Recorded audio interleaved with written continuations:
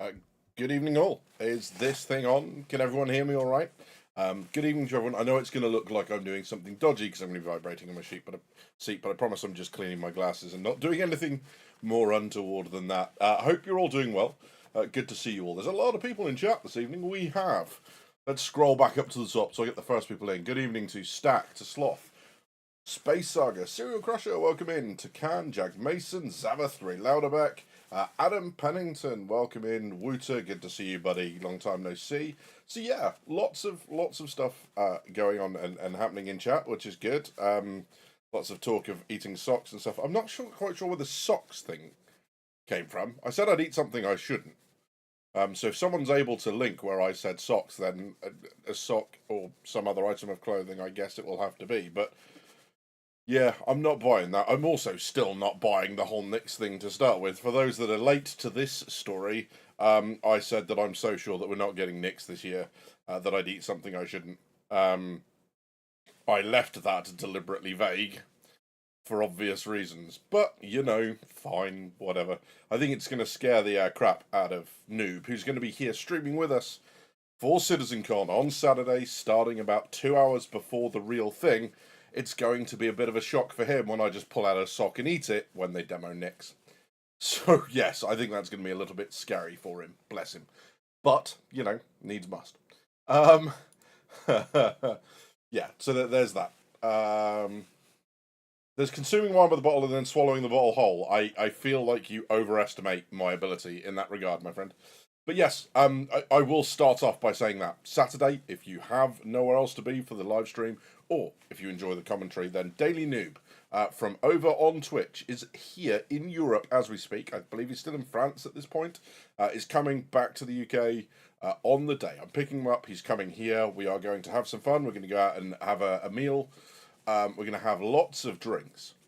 And then we're going to sit down and stream CitizenCon together. So we will probably start half cut, and it will just get worse from there.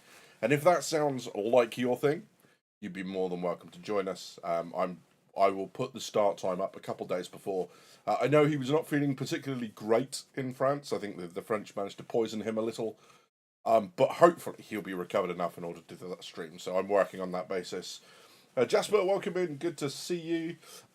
So yeah, it's all good. Widget is the current you must eat a sock person. I need him to show me where I said sock. I just said something that I shouldn't.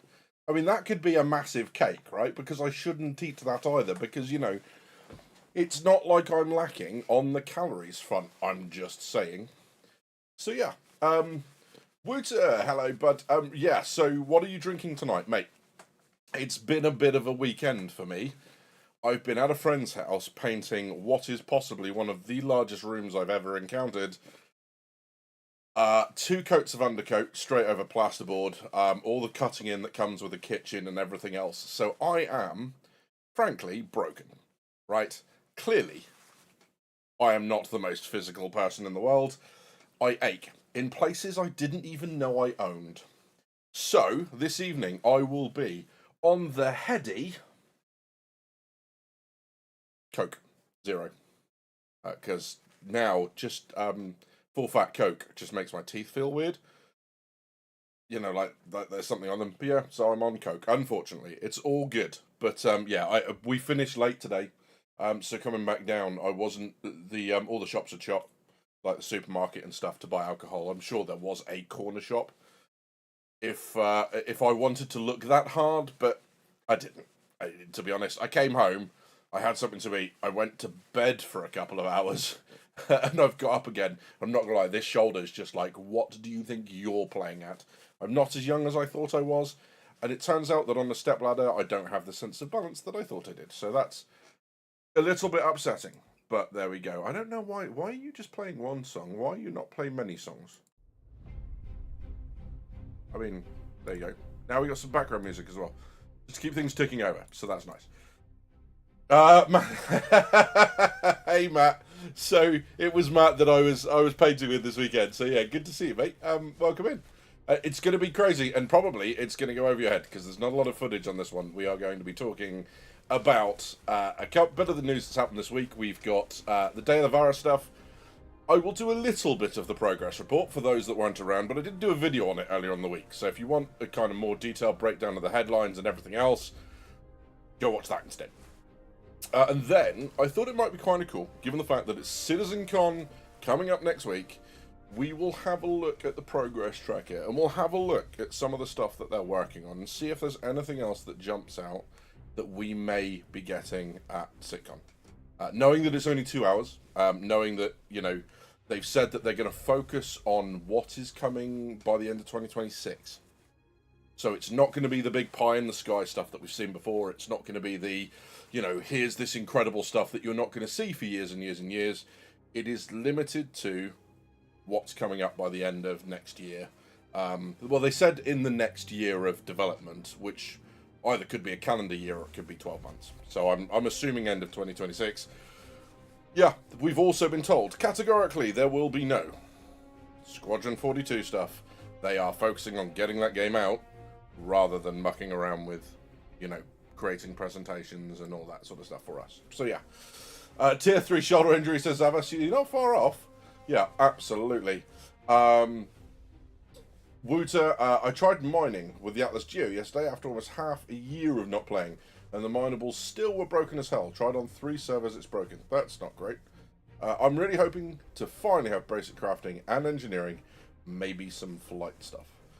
Yeah, the flight stuff's changing so often, and nothing we are going to get from, you know, sitcom will likely stay as it is unless they somehow just hit the jackpot and make it the most incredible, you know, flight model that we've ever seen. There's going to be changes, you know, so I kind of, until they get towards a more finalised state, it's why I kind of don't mention that stuff, because I know it's going to change. The only insane thing you can do with Star Citizen roundabout now is assume that it's going to stay the same. If you thought I was lying, I'm not. I'm still covered in paint, right? Covered in it. Because I went to sleep instead of having a shower, because I'm gnarly. But there you go. It's still not clean. Good lord. I got some olive oil on it, because I had some pasta earlier. So, yeah, managed to get olive oil on my... Don't ask me how. I don't want to talk about it. Okay, so let's scoot across and have a look at the Day of the Vara stuff. There we go. Got the sound effect in just a bit too late. So, Day of the Vara stuff's happened. This is Star Citizen's version of Halloween, and the story on this is kind of cool for a bunch of reasons.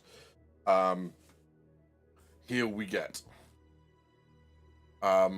The woman in green and black, as Captain Heptane steered the Vara and its crew through the isolated Hades system, an expanse devoid of life, she had no idea what darkness was waiting to claim them, and we still don't know today. So, on this Day of the Vara, we pay homage to the lost and hope to guide them home by lighting candles, sharing stories, and wearing costumes of the fallen. Ignore these traditions at your peril, lest the dead take you with them on the return to the ever after. So that's kind of cool.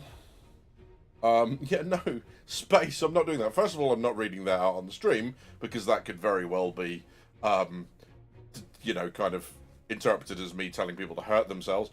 And secondly, I'm not getting rid of the paint by sweating them out. I'm just going to have a shower after this and then go straight to bed, if that's alright with you. Honestly, you lot. So yeah, really cool. The Day of the Vara, I think the Vara was a reclaimer. And they went into the Hades system and are just lost. It's kind of like that story of legend, like, you know, ships of old that are found floating through the Mediterranean with no crew on them. It's that sort of level of legend, which is kind of cool. Because this year they're actually asking people to write what they thought happened. And I reckon we're going to get some pretty cracking entries. Tempted to do one myself. Absolutely not can. No. Absolutely. The only way I'm ever going to do the Only Friends stuff is if I get people to pay me to keep my clothes on, because I think that's going to be much more successful. So there. That and eating a sock, apparently. Yeah, bunch of paints, and there's obviously the kind of the pumpkin carving contest, some of which is pretty cool, actually. You know, there's some pretty nice little versions there. We've got an Aurora, we've got one of those god-awful mask things. There's someone going into a wormhole. There's a Pico pumpkin. However the hell that happened. I also quite like the pumpkin that is actually a hanger in the bottom right here. That's kind of cool. But yeah, so there's that. You can get a prize. God knows what that is. Bone collectors, which is the Arena Commander FPS stuff. Sticks and stones may break your bones, but Arena Commander could kill you. Take on the Deadly Deluge, an FPS kill collector, and prove yourself a warrior inside and out. Make it out alive and unlock classic Halloween masks. Great. And then this one, which is, I think it's quite interesting actually. So they basically want us to write a story about what we think happened on the Vara, which is cool. There's then the skins. There's a bunch of new ones this year. There's a couple of starter packs. And then it's the black magic paints that are new this year, which are kind of the sort of orange from Citizens for Pyro, that metallic orange, and then black. So, cool skins. Don't exactly scream Halloween to me, but, you know, they're all right. So, for the Saber, for the Guardian, for the Polaris, and so on, I think there's a couple. Is that it? Is it just 3 ships they got? Clearly, because it's a 3 paint pack. There's then the eye-meltingly disgusting purple haze paint, isn't there, Jodomo? Just saying. Hey, Timble, welcome in. Good to see you. Sloth says, Kill Collector was a pretty fun mode. Actually got my masks properly, despite the bug of anyone being able to get it regardless of place.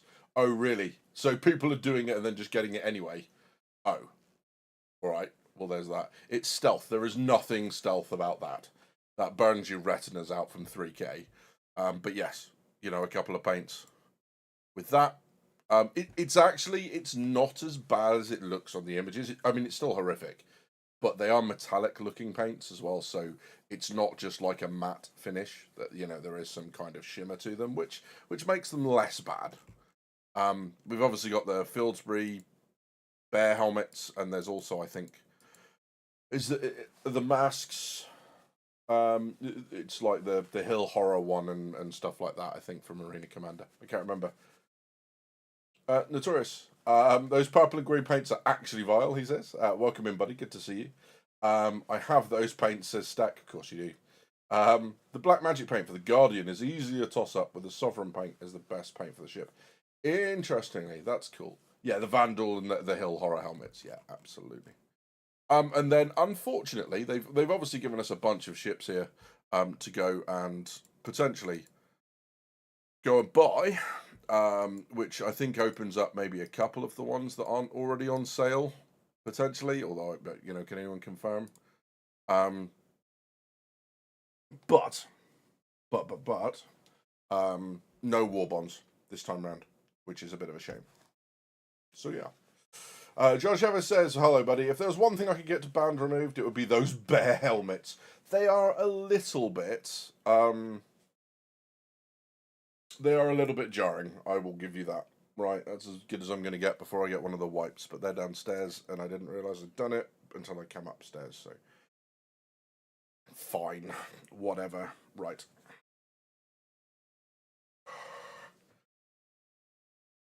There you go. So, yeah. Turns out this is just going to be a glass cleaning stream, or glasses cleaning stream. That's all I'm going to manage to do this stream, I think. Yeah, so sorry. You're just going to have to put up with that. Me breathing weird, although I'm pretty sure that's what half you turn up for anyway. So.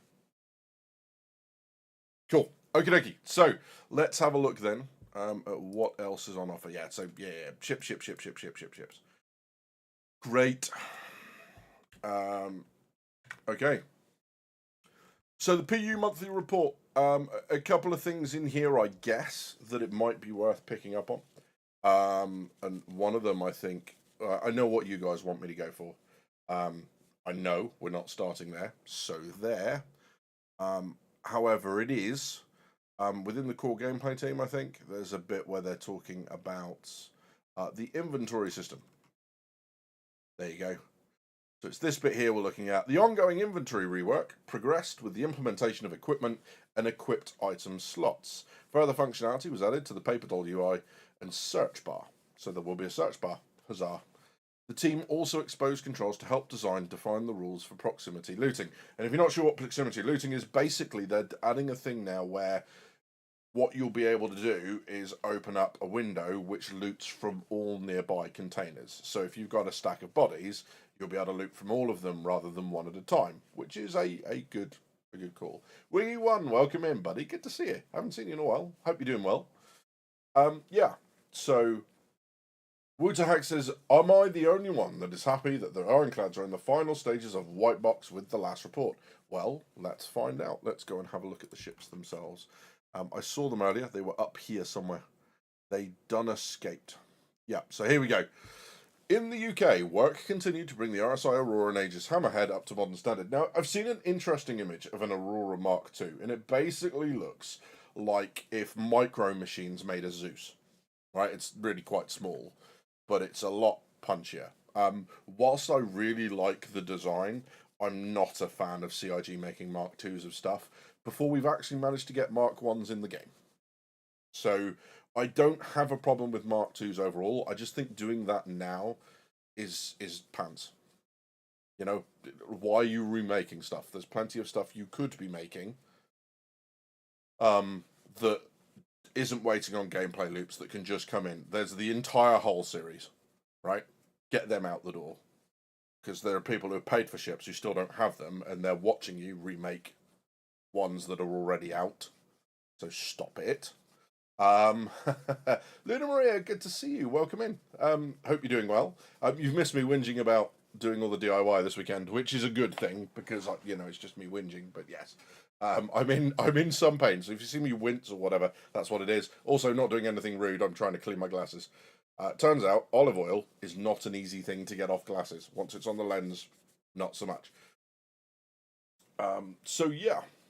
So the Aurora's getting a whole bunch of stuff. Component base, bed access, dashboard placement, entrance method, VTOL setup, and cargo access. So it looks like those VTOLs that are currently on the Aurora might actually open and close, and it looks like the placing might change as well. The interesting bit for the Hammerhead is they're going to update some of the corridors and walkways inside based on the work they did on the Idris, which is kind of cool. So making them look a little bit more unified. Although I'm not going to lie, I didn't have a problem with the corridors on the Hammerhead anyway. So there's that. Rusty Pigeon, good evening, good to see you. Yeah. So other ships then that are working through. So it's kind of hard to tell with this because we don't know when the monthly report is written, right? I'm just going to change this slightly because it looks like I'm losing altitude in the chair. So there we go. That's better. Happy days. And now all I need to do is change the angle of the dangle slightly. There we go. Maybe not quite that much. That'll do. Whatever. So yes. It depends when this is written. If this is written at the end of September, which is unlikely because deadlines and all that sort of stuff, and you've got to basically go to the teams and say, give us an update and then compile it all. But here's the interesting thing. So they're doing adjustments to the main quad turret to ensure its movement is unhindered in flight and landed states. And then downstream teams are starting their work. So obviously if that's written at the beginning of September, that's a very different image to it being started at the end of September because,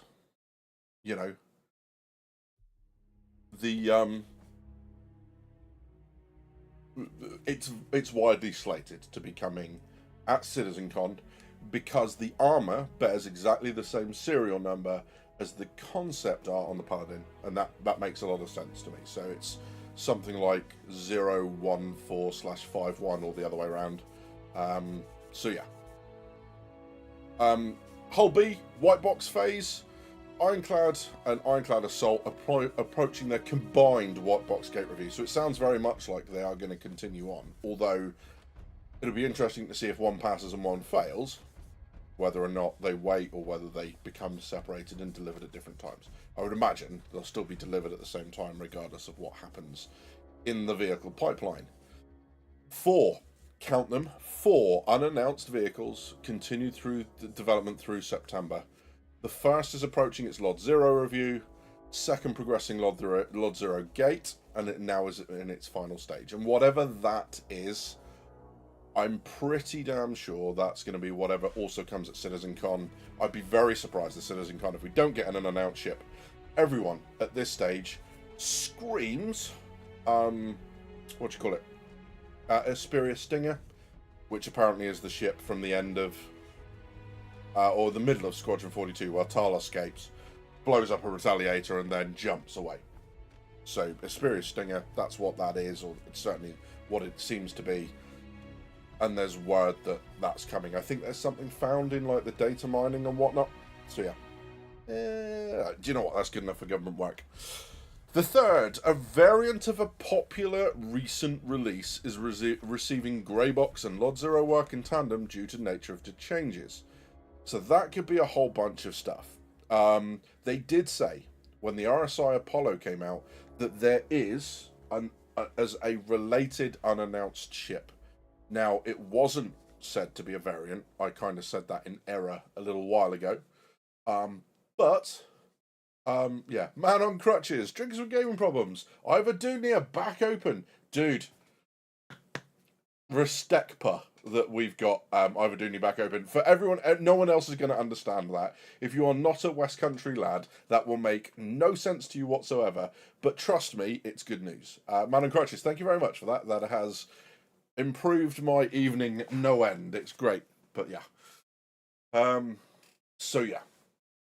The Hammerhead current design looked amazing. It's just a useless ship. Yeah, it suffers from everything that multi-crew ships suffer from at the minute, unfortunately. Badges, depending on your glasses, mix a bit of dish detergent into water and dab tissue in it to clean away the oil. Thank you very much. I shall give that a go, Lynn. You're an absolute star. So yes, question, was the Starlancer series mentioned last year as an unannounced 6? Well, that's interesting you say that, Rusty, because there's obviously the build, but it's not going to be that because the build was announced and this one wasn't. So it could be that. What else have we had? We've had a lot of ships, right?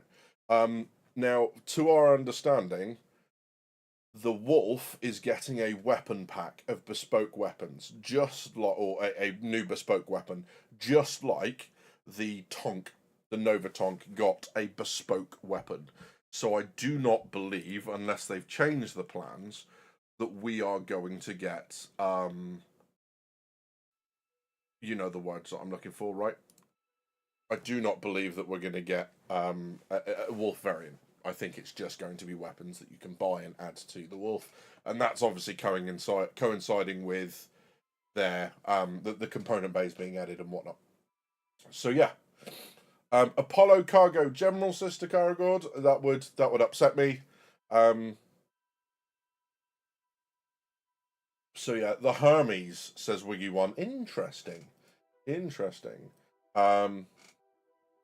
So yeah, was the Starlancer series mentioned last year as an unannounced ship? It was unannounced until CitizenCon, the Starlancer, to my knowledge. I don't know. I can't remember it being data mined before, but obviously in the week running up, I was doing other things, preparing to go up to there. So it might have come out in that week, and I just missed it because I had my head buried in other stuff. There's been a lot of talk about Apollo Hermes.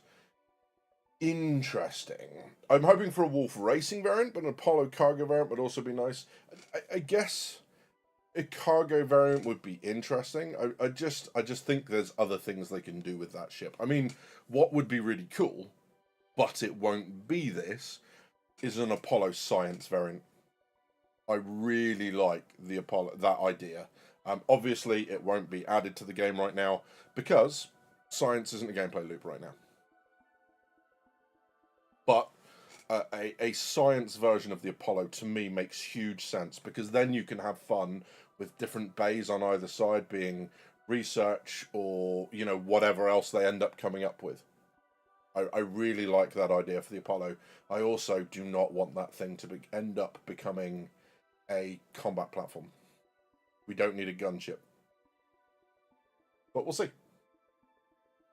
Yeah, just to clarify, would rather Apollo Science or Explorer, Sister Caragod. Yeah, absolutely. Absolutely that. Oh, interesting. From the rumour mill, Hermes is supposed to load cargo from the top, and it has a retractable cactus beam, and widened rear hatch. That would, I mean, it's a more interesting way of doing cargo, but I still don't want it. But that's entirely personal preference. I get that people might. I also get, you know, just like CIG, I reserve the right to change my mind. So if I think it's a really cool ship, I do reserve the right to end up getting one. All right? Don't hold me to it. Widget, hello, buddy. Good to see you. Morning for you. Good lord, where are you, my friend? This is like 9:30 for us here in the UK. But yes, we've just talked a little bit about my weekend, and then we've had a look at the Day of the Vara stuff. We're now very quickly going through the ships in the monthly report, and then we'll have a look at what's on the progress tracker. So the roadmap progress tracker, the deliverables, and then see if there's anything else that stands out as an option for CitizenCon, given the fact that that is only a week away. Manny, Robert, good to see you both. Matthew says, I kind of wish they'd keep medical ships hull specific, so you don't mistakenly target a medic thinking they were a cargo ship. That. I absolutely think that there's an argument to be made about keeping medical ships medical. I mean, already they've broken it, right? Because Terrapin, Cutlass, I see that. But yes, a medical ship that is just a medical ship. 100%. I want the RSI Prometheus based on Apollo as a fire truck with fire modules. Interesting. Like that idea. Although, I suppose, again, until we see that gameplay, it won't be that.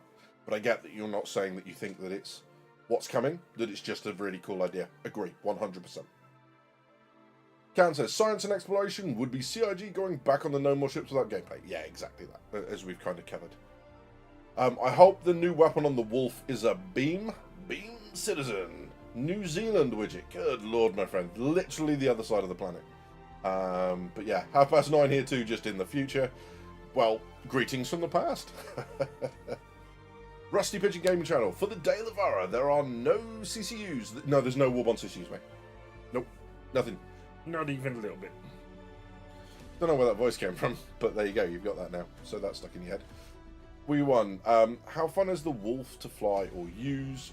This is for chat to answer. I'm considering one as my light fighter of choice. I know there are a couple of people who do the Friday night shenanigans with us on Discord. That starts the same time as this every Friday in our Discord. Link to the Discord's description below. It's that. So I know there's a couple of people in there who really enjoy the Wolf. I'm sure they will be better placed to answer that. Stack, you quite enjoy the Wolf, right? But yeah, they'll be able to answer that, and you know, if needs be, I'm sure they'll be more than happy to lend you one, so you can have a go without having to put any money down. Because they're good like that. I'm really pleased with the community that we're cultivating within DGP. Lots of people in supporting all that sort of stuff. And more to the point, what's really good is they put up with all my foibles as a came up with weird kind of compulsions. They just kind of let me get on with it, which is really pleasing. So yeah. Stack says, don't buy the Wolf based on current expectations, and yes, I love the Wolf. Buy it because it gives goosebumps. Yeah, buy it for the experience. Absolutely. Ballistics on the Wolf just got a minor nerf. Range 3k instead of 3.8 and overheats easier, but it's still reasonably good, says Money. Some good answers coming out there. So, we've also got a fourth unannounced ship past its grey box review early in September with the Lod Zero work due early October. So, okay, so this was written mid-September by the looks of things. If they know that it passed early September, you know, and the Lod Zero work due in early October. So, okay, fine. That's where they are. I'm pretty sure... So this is the confusing bit, right? Is they said 4 unannounced vehicles. I'm pretty sure here they mean ships. Because then down here they say 2 unannounced vehicles progress 2. 1 in grey box, 1 in white box. And I think that's ground vehicles. Because it would be very strange at this stage to have more ground vehicles in the works than it would ships. I just don't think the gameplay is there yet. So yeah. Wiggy, no, absolutely, mate. You know, and that's the beautiful thing about the Discord is people are welcome to pop in whenever they want. Welcome to partake whenever it suits them. You know, there's none of that. It's not organised. You don't need to be part of DGP or the DWGP like org, we just welcome people in. You know, as long as you're in up for a good time. You got a fairly good sense of humor. At least you don't get offended easily at jokes. It's a good place to be. And Fridays we don't do any recording because the whole point is you have a week at work or at home or whatever it is. You're hacked off with life. You get to come in, have a couple drinks, play some Star Citizen with people. You know, rant about your week, all that sort of stuff. And nobody needs that to be part of the permanent internet record. So we don't do any recording or streaming and stuff. So yes, there's that. So that's good fun. Yes, all the ships, it says. Do you think if they launch the Stinger, they will update all the other Vandal ships, even those made by Asperia? So, yes, they showed off the updates some time ago for the work that was coming out of Squadron 42. They did that video where they had them all rotating, and every time they did a complete rotation, they switched to another ship. They showed that off some time ago. There is no doubt that the ships will have been updated for Squadron, and there's no doubt they'll come across. Does that mean the Asperia ones get updated? Don't know. Don't know. Depends how they introduce those changes. It might just be, hey, this is where they always were, and therefore that's what Asperia will base their ships off of. It might be that the Vandal are evolving, I guess you could call it, or whatever you wanted to call it. You know, and that would work too, right? So yeah, maybe one is a car vehicle. Yeah, potentially. 4 and 2 are separated by who is making them. Interesting. You reckon?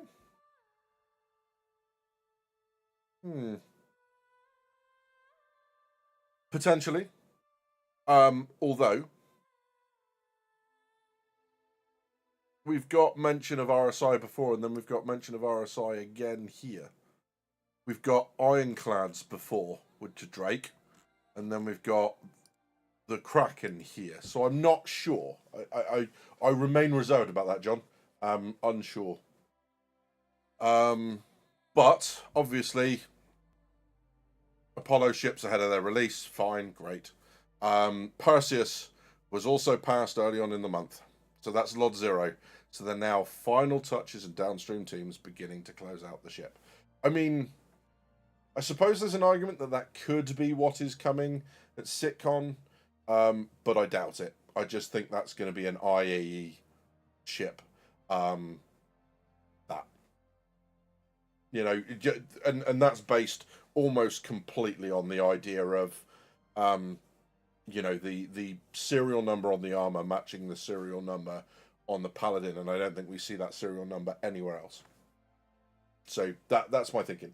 Henrik, welcome in, buddy. Since they said Kraken is likely one of the two or both unannounced, Drake, potentially, but like I said, there was Drake mentioned before, so, you know, if they were grouping them by manufacturer, we would have had the Ironclads and the Drake put together. So I'm not sure that holds up.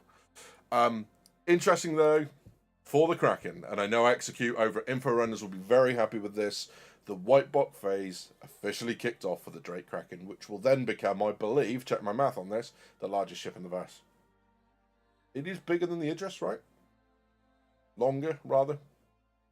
Check. Someone check the Matrix of Lies, and if it's telling the truth. Last month's pre-production phase led to numerous improvements and adjustments to navigation, flow, and interactions throughout the ship. So that's cool. And then we've got a couple of very early vehicles, as we were saying, moving through grey box and white box. Would anyone find use if I did a video on the vehicle pipeline, or do you feel like there's enough info out there to cover that? Would that be useful to people or not? Let me know. So yeah. I hope Lona makes his updates to Kraken for the Banner Merchantman Sister Karagod. I don't know how many of those they want floating around the verse. Do you think that'll increase the price of the Kraken since it's finishing white box? No, I think they'll hold off for. For release now. I think that'll be that. Slossers wouldn't be against having a vehicle pipeline video. Okay, well that's one vote for that. People love SC vehicle and ship info, so you definitely get interest badges, says Wiggy. Would be good to get a different take on it, says Space. Okay, I'll add that to the shortlist, and we'll look at that sort of stuff. So, Interesting, right. So here's an interesting part. So because the Polaris won, one of the things they said early on was that they were not going to let the Polaris basically do the whole free fly stuff, right? They weren't gonna give just everyone it because of the size of it and everything else. Oh no, it was the Idris, wasn't it? They said that about.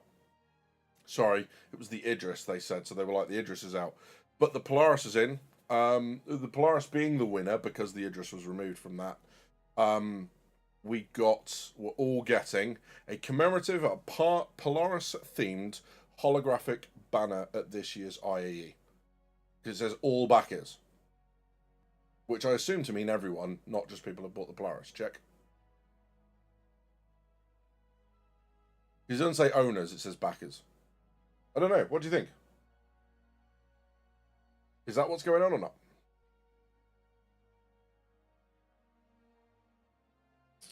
Oh, okay.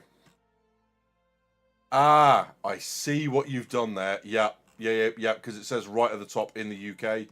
Sorry, I missed the line, but yes, it says in the UK up here, and then down here it says North American. So you're right, absolutely. So it's by team, not by... So yeah, absolutely, it could be everything. Yeah, well done. Yeah, good spot. Good spot. Well done, John. So let's go then to the bit that I know Widget is very keen for me to read out because he thinks it's going to make me eat my sock. Widget, can you do me a favour? Before we get to this bit, if you're still in chat, let me know if you are. I need you to go and find the video where I said I was going to eat a sock because I'm pretty convinced that I said, this is copium, right? I'm pretty sure I said I'll eat something I shouldn't. Maybe a sock or something. I didn't commit to a sock. The reason I say this is I've actually searched for edible socks, and unsurprisingly, there's no such thing. There's lots of food-themed socks, which is weird, but there are no edible socks. So I might swap that up. I might embarrass myself by putting an order in for, like, edible underwear from Ann Summers. Although I won't wear it because, you know, poor old Daily Noob will be here and he just does not need to see that stuff. That's enough to put people in therapy. But yes, the sockening. Oh, God. That'll be the video. The sockening. So, here's the bit that I am sure everyone is $1,000,000 idea edible socks. No. No. No. Toe jam. So here's the bit that everyone wants me to read. Facial animation progressed through new performances that were captured in late August. That's not the bit. The bit is, these include characters that will be present in multiple upcoming releases, including a returning air traffic control voice. Okay, and this air traffic control voice, because the only air traffic control voice that we know that we've lost is the Levski one. If you remember back in the day when Levski was still in, Levski got taken out, I think, about a year after ATC came in. And the voice was that kind of almost stoner, you know, dude, you just wouldn't want controlling aircraft at all. You know, yeah, chill, man. You know, absolutely. Luna, don't take their side. Why would you be like that, Luna? You throw me under the bus here, man. Hey Scott, welcome in, buddy. So CitizenCon normally, I'll come back to the next thing in a second. I need to take a break. So CitizenCon, Star Citizen Convention, basically. Normally it would happen over a weekend or a long period on a day. This one we're having something called CitizenCon Direct because they've shifted their focus from, you know, kind of adding new features to stabilizing the game as it is and only introducing what was almost there anyway. There's less for them to talk about. So it's going to be 2 hours this coming Saturday, so the end of the coming week, at 2000 UK time. So we'll be starting the stream here about 2 hours early. And yeah, basically it's 2 hours of them talking about what's coming by the end of 2026. They've said they won't be featuring any Squadron 42 stuff, so it will be Star Citizen exclusive, live on Twitch, so you can watch it yourself. But if you want to come and watch it with a group of people, and a very, well, by that stage, probably partially drunk Noob and Badges, then you can be here. So that's cool. Yeah. Cool. And I think I've just been debated there by Scott. So yeah. Into what is CitizenCon. So yeah. Star Citizen is a good game. Not at the moment. It's getting there. It's getting there. So yeah, eat the sock, or I'm bringing in a sheep. Well, I'm definitely not eating a sock now because you're gonna have to bring in a sheep, Matthew. So, as Luna says, a man is only as good as his word. Um, I will settle for edible clothing of some description. Widget letting me off the hook if Nix arrives, and this is, I think, primarily where this came from. There is also, and I don't know if I can. I don't know if I'm going to be able to find it, but there was in our Discord a couple of audio clips which I can play. I think was it in the leaks and rumors? Because didn't you share it for me, Widget? I can't remember. I'm scrolling up frantically to see if I can find it. But there were, yes, there are. I found them, Widget. Thank you. Right, so here we go. Let's have a quick listen to these. I'm just going to jump across to this again. So, here's the first audio clip. Welcome to another SSN Newsflash. I'm James Harriman. The UEE has met with High Command to discuss how to handle the increasing Vandal presence in the Nix system, as well as the continued activity from the Shattered Blade. Multiple activist groups have called for the Imperator and Senate to meet with the People's Alliance to discuss potential incorporation into the UEE. Now, supporters have suggested that the People's Alliance are ill-equipped to handle a sustained Vandal presence in the system and want to extend an olive branch, while critics question whether they would want to join the empire they fled or how the UEE would incorporate the unusual governing structure that they operate under. While Imperator Addison has maintained that regardless of their status within the UEE, the people of Levski are our allies. Be sure to check out SSN's live coverage of the Senate debates for further details. We're out of time. See you next time on Newsflash. Okay, so that's the first one. Here's the second. This is James Harriman with your SSN Newsflash. Shocking news coming out of the Nix system as authorities announced they have identified the group responsible for selling Vandal bodies to Associated Science and Development's experiments under Dr. Logan Yoret. The group, calling themselves the Shattered Blade, have operated as black market dealers of contraband, specifically alien technology. Now, military officials have expressed concern that the activities of the Shattered Blade are potentially antagonizing hostilities with the Vandal and could instigate incursions into UEE systems. Authorities have been looking for more information about this group and those that have been subsidizing their activities. We'll keep you posted as the story develops. That's our Newsflash. See you next time. Widget, if you want to stick some stuff in the leaks and rumors in the Discord, so people don't have to see it if they don't want to, and I can vet as we're talking, but that'd be great. Hey Sebastian, hey Astra, good to see you all. Play this badges. You can bake a small cookie shaped like a sock, but it has to be dressed with icing to resemble a sock. Lol. Yeah, absolutely. I don't hear anything about Paladin at CitizenCon anymore. I think it's still happening. I think the Paladin is still. I think it's still going to be at CitizenCon, and here's why. I'm gonna find it on the other screen and then bring it up. Just while I'm here. But I'm now going to flashbang myself with the screen. Oh no, it stayed black. Good. Let's have a look. Let's go for RSI. Explore. Yeah. Why you do this? Why you do this? Ship matrix. And here's why I think you're all right, Scott. This is why I think you're going to be okay. We've done that bit. I can go back on Day of the Vara. And we can go back to the main page, go to the CitizenCon Direct stuff. Sorry, this is clearly not kind of sorting myself out for this at all. Let's go to the ship matrix. So there's the Paladin. Here's why I think you're going to be absolutely fine. I know it's not up on the main screen yet. That's intentional. So, within the armor, if you zoom in on the armor on the main page, right, on the sitcom page, what you will see. Why are you not?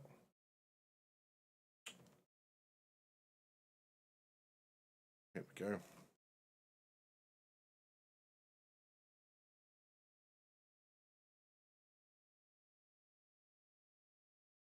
Good. It's not letting me do the CitizenCon Direct goodies pack. This always happens, right? You get to the point where you're just about to show off some conspiracy theory level nonsense. I'm missing my tinfoil hat, and the page won't load. There we go. We fixed it. Okay, so here is why I think we're going to get exactly what you are after, sir. Let me transition across and do the sound effect. There you go. Okay, so unassuming looking flight suit. However, I don't know if you can kind of see up there. It's not letting me zoom in any force, and my honey add-on has just appeared, so that's good. But what you're seeing up here is there's something 054-51 on this helmet. If you don't believe me, zoom in a little bit more. Okay. So that's on the top of his helmet. 014/51. There. Down at the bottom, on the left-hand wing of the Paladin, just above the arrow to the right of it, bottom right-hand side of the screen. 014-51. That number doesn't appear anywhere else in Star Citizen in that format. And that's why I think the Paladin is coming. Because the armor is geared up to match the Paladin. So I think you're fine. I think you're all good. I mean, I don't know what the armor looks like internal to it. There is a picture of them in there. But the chances are, yeah, it's impossible to tell. The chances are they didn't even know what armor they were going to do way back when. But I think you're good. I've seen that, but peeps are saying it's not going to be released at CitizenCon and actually released at IAE. Nobody knows, mate. You know, the thing is, you get all these savants saying that things are going to happen. You know, you get, like, Widget, the conspiracy theorist, who says Nix is going to release, right? Don't believe it. I just, you know, we'll see. I mean, hey, even if it just comes at IAE, it's only a month. But I would put... the Paladin is one of the things I'm expecting. Obviously, we'll get an unreleased, an unannounced ship as well, but yes. I think you're going to be fine, mate. I think you're going to be fine. So, don't sweat it, my friend. I'm hoping. Obviously, there is no kind of promises. You know, there's no returns if you don't like it. I'm not responsible for any of that. But you get my point, right? I think you're going to be okay. I think you're going to be okay. So yeah, Sebastian says, hope you're having a good weekend, Percy, soon. I am, mate, thank you very much. The pain from helping my friend with their DIY is beginning to subside, helped by a healthy amount of painkillers, and a little bit of a snooze this afternoon, or this evening, but yes. How are we doing on the leaks stuff? Widget, did you find anything and pop it in? Okay. I suppose... we can have a look at the first one? Question mark. So here we go. This is from data mines, apparently from 4.3.2. This one is titled Levski ATC Cargo 1. Hey, system's bugged out. Stop the transfer. Make sure you're aligned right and the loading area is clear. I'll look to see if it's something on my end. Interesting. Well, that right there is the most compelling thing I've seen that Nix is coming. Right? Because is that the actual file name from the data mine, or did someone call it that, Widget? Because, like I said, the file name is Levski ATC Cargo 1. So if that's the file name from the thing, fine. If someone has named this and gone, that's the Levski guy, and then called it that, and then shared it to everyone else, that's something else. But that is the most compelling thing that I've seen, that Nix might be coming. I mean, look, I'm going to be honest, right? I know it's fun. Sometimes it's fun as a content creator to dig your heels in on this, because... and you guys aren't doing this, right? But people can get quite heated in telling you you're wrong and all that sort of stuff. And that's fine. Like, I'm in a position where I can just go, if I'm right, hey, pro streamer, woo! And if I'm wrong, we're getting the next system next year. So it's like a really easy stance. Like there's no downside other than the edible clothing to taking this stance, right? It's a fun kind of low risk thing, and it's good because we get to joke with each other and all that sort of stuff. So that's fine. So sorry, you're saying just yup. Is that yup that's the name from the data mine, or is that yup that someone just called it that? Sorry, I gave you two options. Yup doesn't help. So yeah, yeah. So there's that.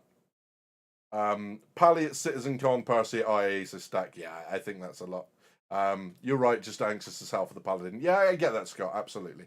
I'm really looking forward to the Perseus coming out. And when the Perseus does come out, if there are people in here, I'll put an event up, right, for IAE once we've got all the dates and stuff. For, as in when the manufacturers show, so we know when the Perseus releases. If you have a Perseus, I invite you right now, when the Perseus releases, we will do an event that evening, UK time, where we get all the Perseuses together. Okay, and we go and just have fun in the verse, do whatever, right, as a group. If you don't have a Perseus, you are absolutely invited to come along on someone's Perseus, crew them up, because obviously we're going to need gunners and stuff too, right? I just want to go absolutely mental. Wouldn't it be cool if we could get so many Persei together that CIG themselves mention it? Because, you know, like so many people, there are so many people in here. Myself, I've been excited about the Perseus since it came out. And I just want to shout out in here to people like Dell, Edison, and Khan to execute an Algrid over at the Info Runners, because these guys, I was having a really rough time of it with work and other unrelated Star Citizen unrelated stuff. Back when I was a regular on the Info Runners, and the boys, sorry, it gets me kind of welling up thinking about this, but they got together and they got me a CCU Perseus. You know, it sucks to have friends as good as this, right? So I have a Perseus. I did not get it myself. It was gotten for me by some very, very kind people. And you know, I'm forever blessed. So it would be awesome to be able to kind of get everyone together, as many Perseus as we can get, and just do some formation shots, go and absolutely cause carnage. You know, just have a lot of fun with them and see what kind of madness we can get up to. It'll be great. So yeah, that'll be good. We'll see. Waiting for my Paladin and my Perseus, says Raygun. What a great year. Absolutely. Greetings from the French West Indies. Jealous. Your weather is definitely better than what we've got here. Nice, mate. Well, greetings to you too, sir. Listen to the Captain Martel one is compelling too. Yes, so name is in the files. Okay. So yeah, I might well be wrong then. I mean, I listened to that. There's not much I can argue with on that. Other than the only thing that I can think, and I would caution this anyway, is there are plenty of times when we've had SC talk about stuff, and CIG talk about stuff, and it not come for ages. Pyro, anyone? So yeah, so it's that sort of stuff. And obviously with Pyro, we had all of that stuff happen. We had Xeno Threat, and that happened well in advance of Nyx. That had audio files. But like I said, the Levski one, it's hard to argue with that, right? So we'll see. Monster AV, good to see you, my friend. Welcome in. So yeah, you know, that might well be it. The only bit that I think is that, you know, if you've got an entire new system to show off in those 2 hours, there doesn't leave a lot of room for other stuff for them to show off. And I'm hoping we still get some heads up on at least engineering and the resource network, because that's going to start balancing. It's not the silver bullet, but it will start balancing multi-cruise ships versus single cruise ships. Because if you can run around inside and repair stuff, and they can't, that's going to start to help.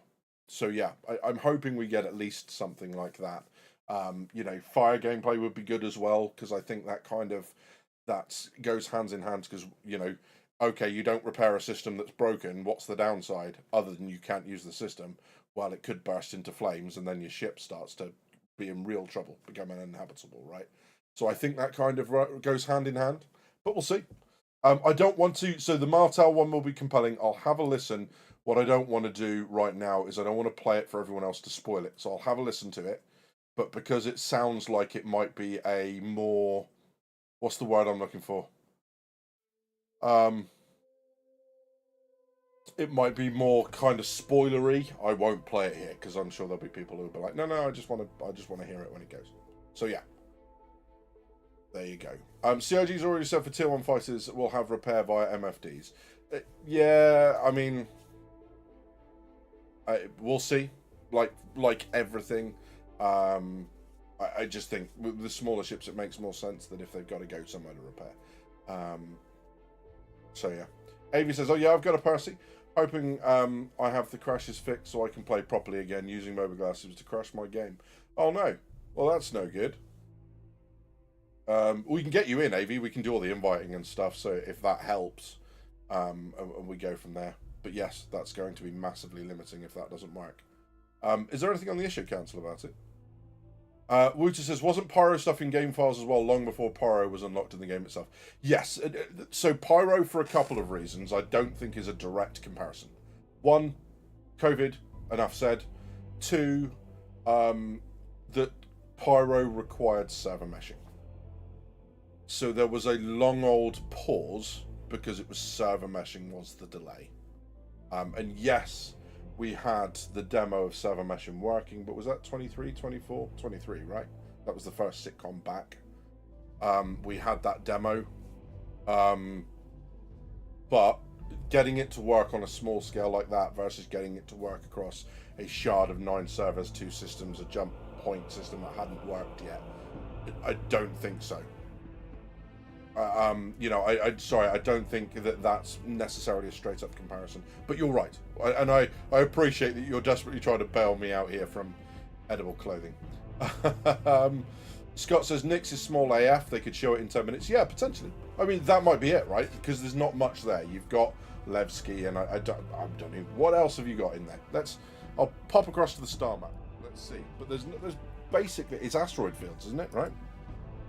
Let's have a look. I tell you what we could do. If we wanted to, we could have fun and just put the Nyx part on in the background. Sorry, that's very loud. I didn't mean to put that up that high.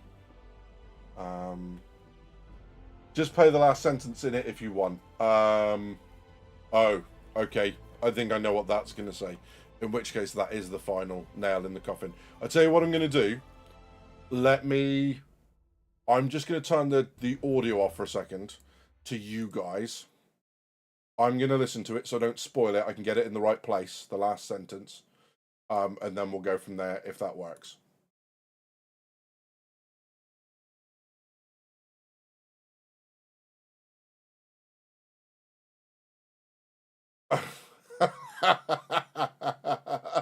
Yeah, well, shit. Yeah, that's it. That right there. So I'm gonna play that. Okay. I'll play it in its entirety. It doesn't give away much. Okay. Other than maybe people being able to identify like the character from the voice. But yeah, that's pretty categoric. Guys, listen to this. I'm just going to pump the volume up on it a second. Here we go. Right. This is from the data mine. This is an official CIG file. Just want to say, you really stepped up today. My people and I appreciate your tenacity and hard work. Hope to see you around Levski sometime. Yeah, that's getting, I mean, they can say that, right? You know, like anyone in the game could say, hey, next time you're in Terra, look me up. Right? But with everything else building, there's, yeah, that's interesting, right? So yeah, I might have to, I'm gonna go look for edible underwear on the Anselm's website just because it would be funny to watch me eat a G-string, I guess. I'm guessing that might be a little bit more kind of comedy than just a sock, maybe. I don't know. Yeah, that's holy cow, it could be Nyx. That'd be interesting. Go figure. So Nyx December. Yeah, I really don't think it's this year. So if it's shown at CitizenCon, they basically said it will be within the next year of game development. Whether they mean 12 months from CitCon, or whether, like at previous CitCons, they mean by the end of the following year. But yeah, I mean, by the end of the year is crazy. So there was a comment on one of the videos. Someone was replying about this, and they said, You know, they didn't understand why people were still pushing back on it because, for one of their key reasons, was that Star Citizen or CIG have stated that they want the game out in 2028, and that if, in order to achieve that and get the 5 systems, Terra, Castra, Nyx in, which will be the 5 systems by 1.0, that'll need to be happen by that stage. That is a bad argument, in my opinion, because if you go to the source article, which is a French-Canadian one, the first place it was ever mentioned, they don't cite it. They just say that in a press release from CIG that they said they wanted to get it out in 2028. First off, we've heard of that before. Secondly, there's no way. Right, it's just not going to happen. It doesn't specifically state what the press release was or whatever else. And if you go to CIG's website, no such press release exists. And that's the point of a press release, is you release it on the website. So there is no source document for this. They don't say who said it. They don't say in what context it was said. There was nothing. So I do not hold any stock whatsoever in 2028 as CIG even having said that. I don't believe that that's the case. So yeah,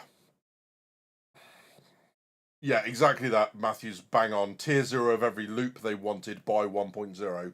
They could not release that by 2028. It would basically be like 6 or 7 loops a year. New gameplay loops. We've not got anywhere near that. I think the most we've had is 3 in a year. I think probably 2, but 3. So there's no way. It's a bit dark, Scott. Bit dark. So yeah, Badger's eating edible underwear is definitely on my 2025 bucket list, says Napo. Thanks, mate. Go away. Good to see you, buddy. Next for the New Year break, possibly. You know what CIG are like of dropping the huge content around that time. New Year break in 2026, Wiggy. Yeah, I would guess that. Badgers, have you seen the tagline for IAE? Pop it in the leaks and spoilers widget. I'll take a look. Big ship repair should be more efficient and safer, but any ship in theory should be able to repair stuff. It's just how you do it.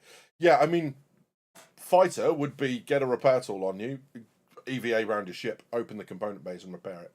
I think remote repair is daft, because if you can do that on a fighter, why wouldn't you be able to do that on a big ship? More space, more systems, more power, more supplies. Like, it just doesn't make sense. That's a game hand-wavium thing. Hey, Julio, good to see you, my friend. Next December, I hope you sort of got some catch up for that socks. I've heard what I've heard. I'm still going to stick my feet in and say no next, just because it's fun. I do believe if they fail to give us Squadron 42 next year, people will lose hope in Star Citizen pretty quickly.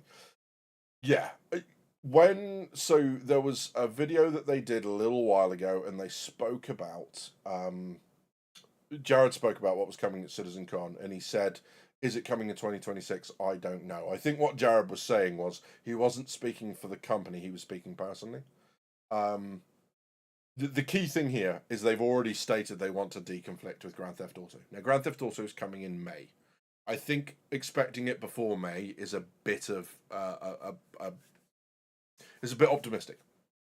So after May, and you'll probably want to give it a couple of months for that hype to die down, for everyone to have bought their PlayStations in order to play Grand Theft Auto. Because is it just PlayStation and Xbox?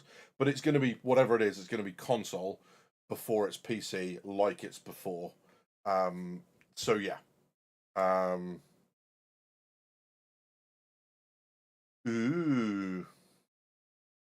Ooh, that's interesting.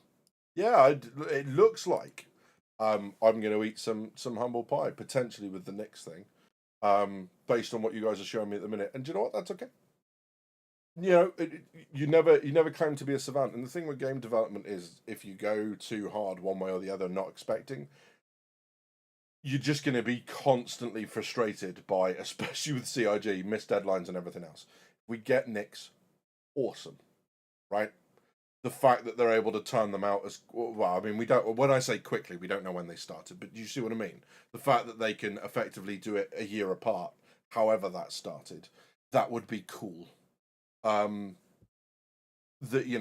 downside of that is that, if we don't get it, the problem with a lot of this hype, and this is often the reason why I push back on stuff like this, is, you know, people then get disappointed with something that was never actually promised. So they'll go, oh my god, this is ridiculous, like, you know, they promised this. The star map's been booted up. Did you cancel that? Just in case you didn't hear it, that came up very, very loud. But yes. So we'll pop that in the background with a little bit of... Don't worry, I'm going to load it up in a second. I know you can't see it. But let's have a look. Where is the Nix? Ooh, Nix system. Boom. Oh, there are some planets. Okay. All right. Fair enough. Ooh.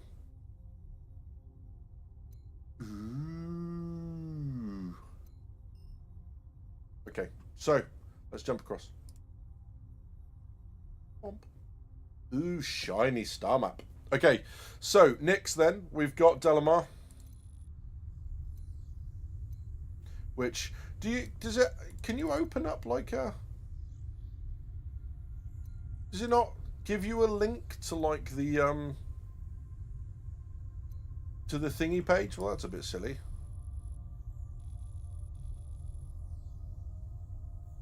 Oh, and now it's not letting me click anything, which is worrying. There we go.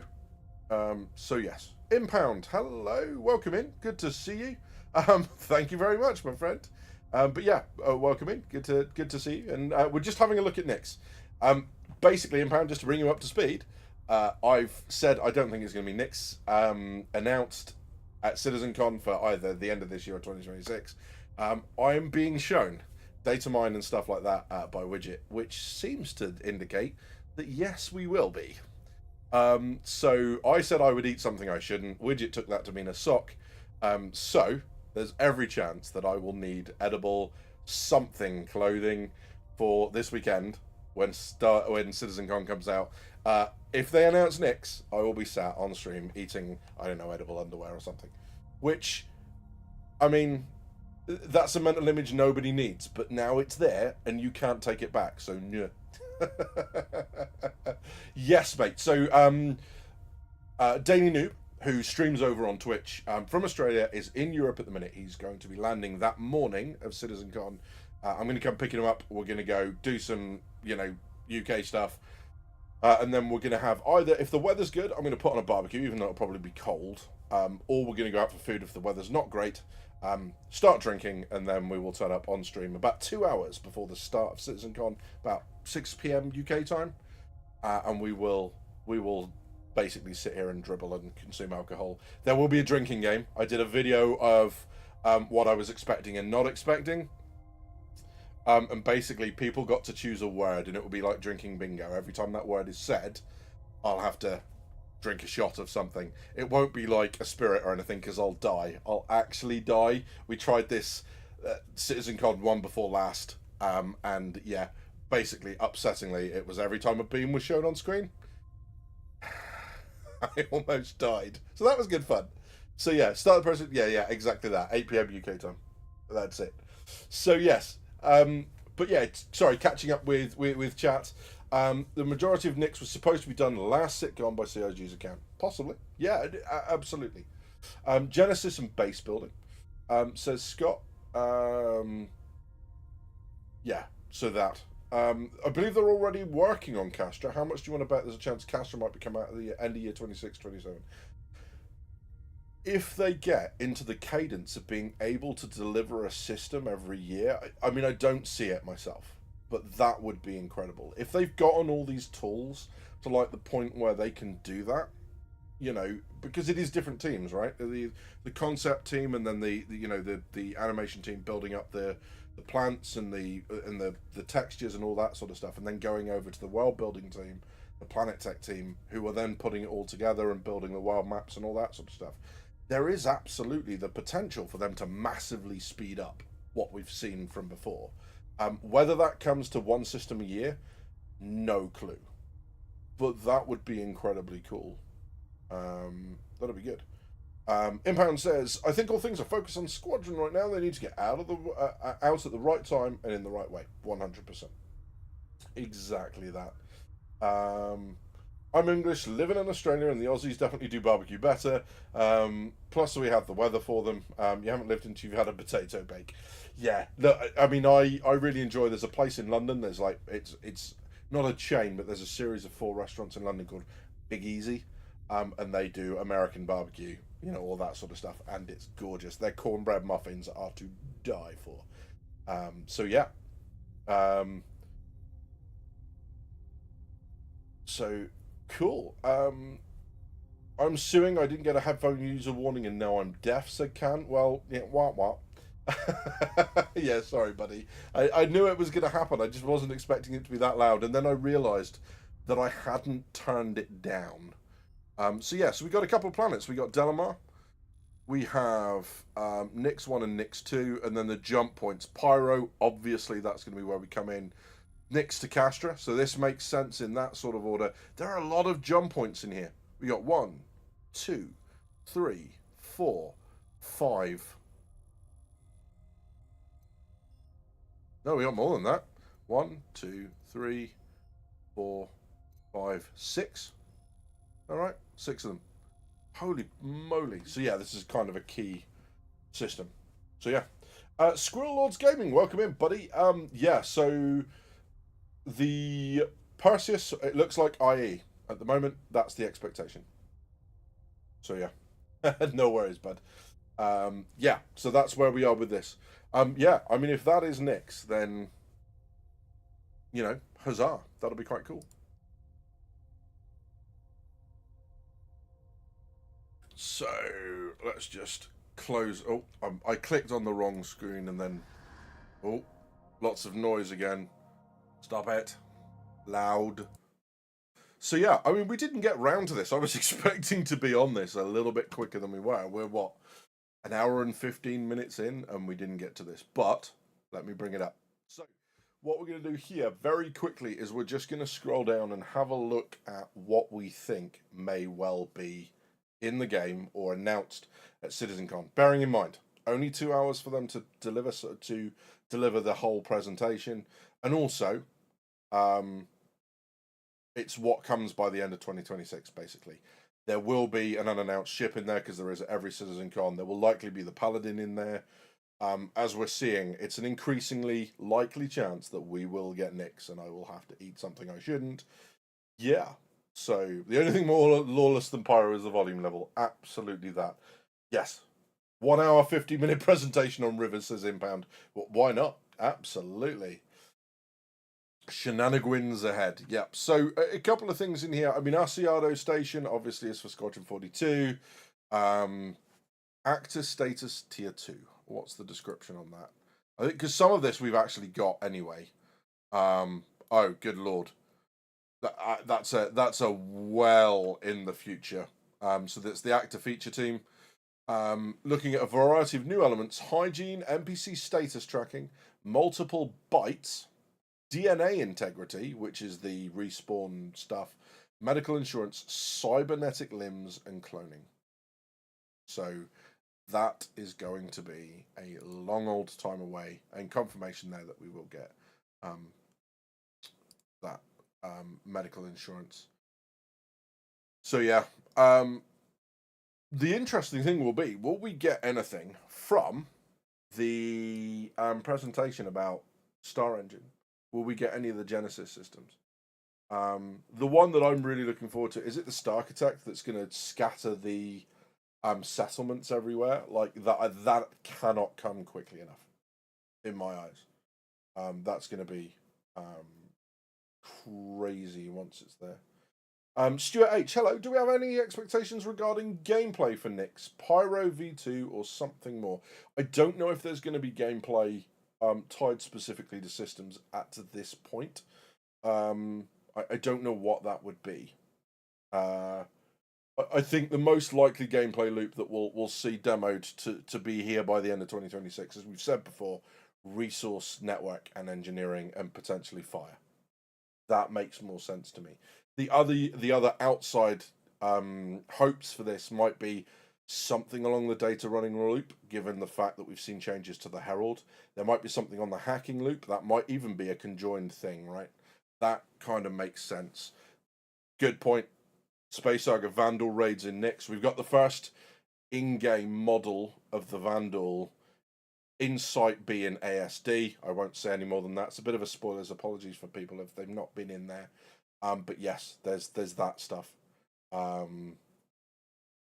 So we've got a Vandal model now within the PU.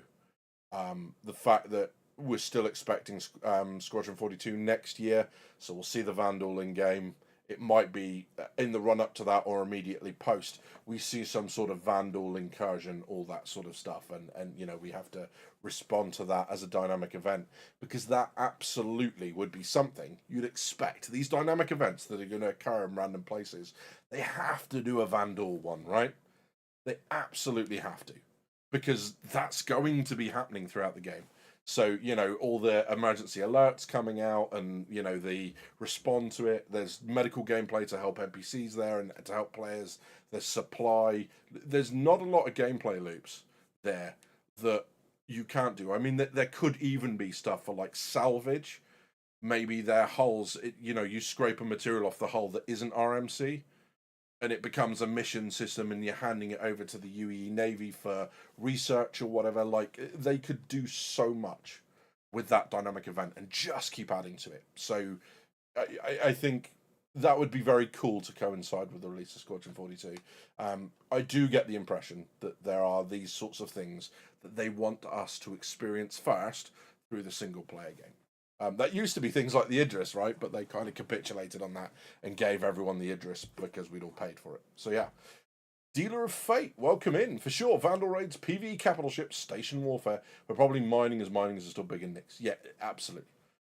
So a system with that much kind of based around asteroids and stuff, yeah, 100%. Can says Nyx should be the medium security system. Pyro, the criminal system, and Stanton should be medium high. Yeah, so you've got kind of the lawful, almost authoritarian UEE. You've got the independent and therefore kind of less maybe secure Nyx, and then Pyro just being murder hobo haven. Yeah, absolutely. That makes a lot of sense to me. 100%. Sorry. Likely less than Pyro, in my opinion. More mining and cargo transport, possibly with Vandal combat for special events. I think that's what that's going to be, at least to start off with. 100%.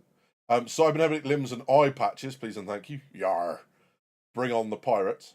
So yeah, Vandal raids and Nyx, absolutely. I didn't know the Polaris is the loaner for Perseus. Cool. Yeah, I've got a Polaris for some reason. It doesn't make sense to me, but I have one, so there. If the data mines are accurate, Nyx will have missions only available in Nyx. Oh yeah, there'll certainly be things that you can only do in certain places, right? Sorry, I wasn't trying to say that. What I was trying to say is I can't think of a gameplay loop that's going to be released with Nyx that's location based. We kind of had a little bit of that. You know, we had the slowdown on anything that had deployables. You know, and as in entities, you know, like ships for salvage, mining nodes for mining, that sort of thing, because the servers were at capacity pre server meshing.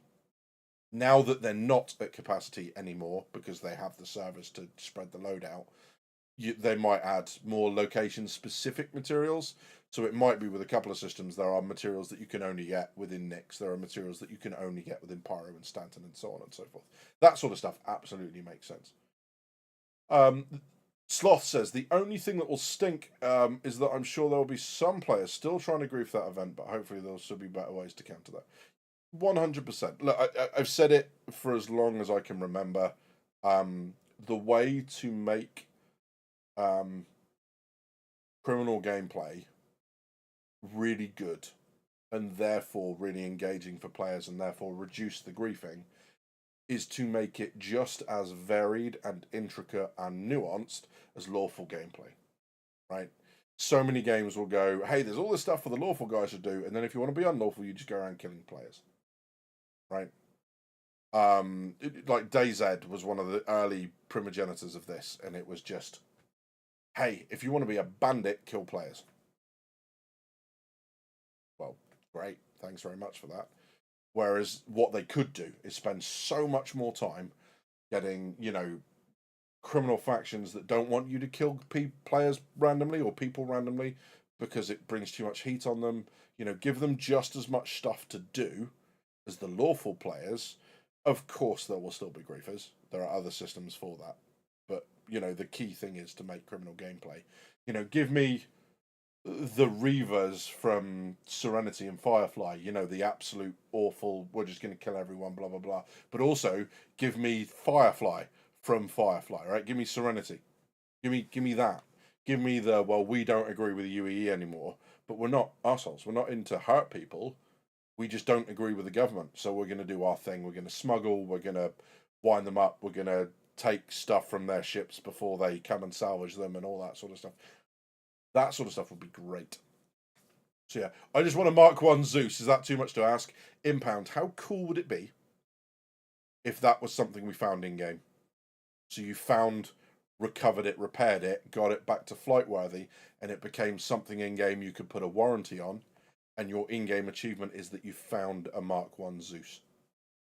That would be awesome. I'd really like that. And the original stuff would be mental. So yeah. Honestly, I begged them so much when I worked there for it. Oh, you work there? Oh, awesome. Yeah, absolutely. That sort of stuff. So like the space shuttle, yeah. Well, I mean, I don't know whether they'd actually put in like a NASA space shuttle because we didn't lose any like that. They didn't just disappear into the ether. There is no event horizon currently in the current, real world lore. But it would be cool. Find it and manufacture it. Oh, manufacture it? Possibly. But definitely have one, just like a collector's item. Can't remake it, it's just yours. Kind of like the blades, right? They were talking about the old style blades that you wouldn't be able to replicate. They were just relics of lost technology. That sort of stuff for the Zeus Mark 1 would be awesome, because then finding one would be a real, in-game moment.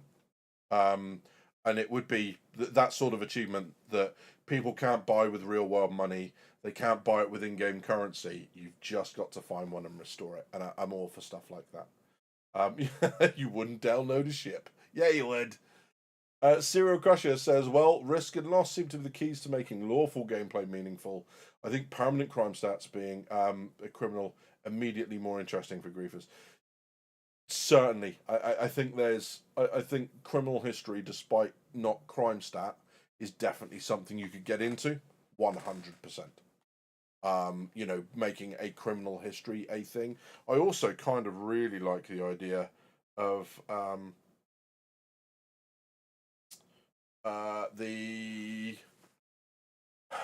sorry, I lost my chain of thought. My phone buzzed, and I'm normally I don't answer it, but I was compelled to, and I got the email. Thank you very much. I'll respond to you once I'm clear of this.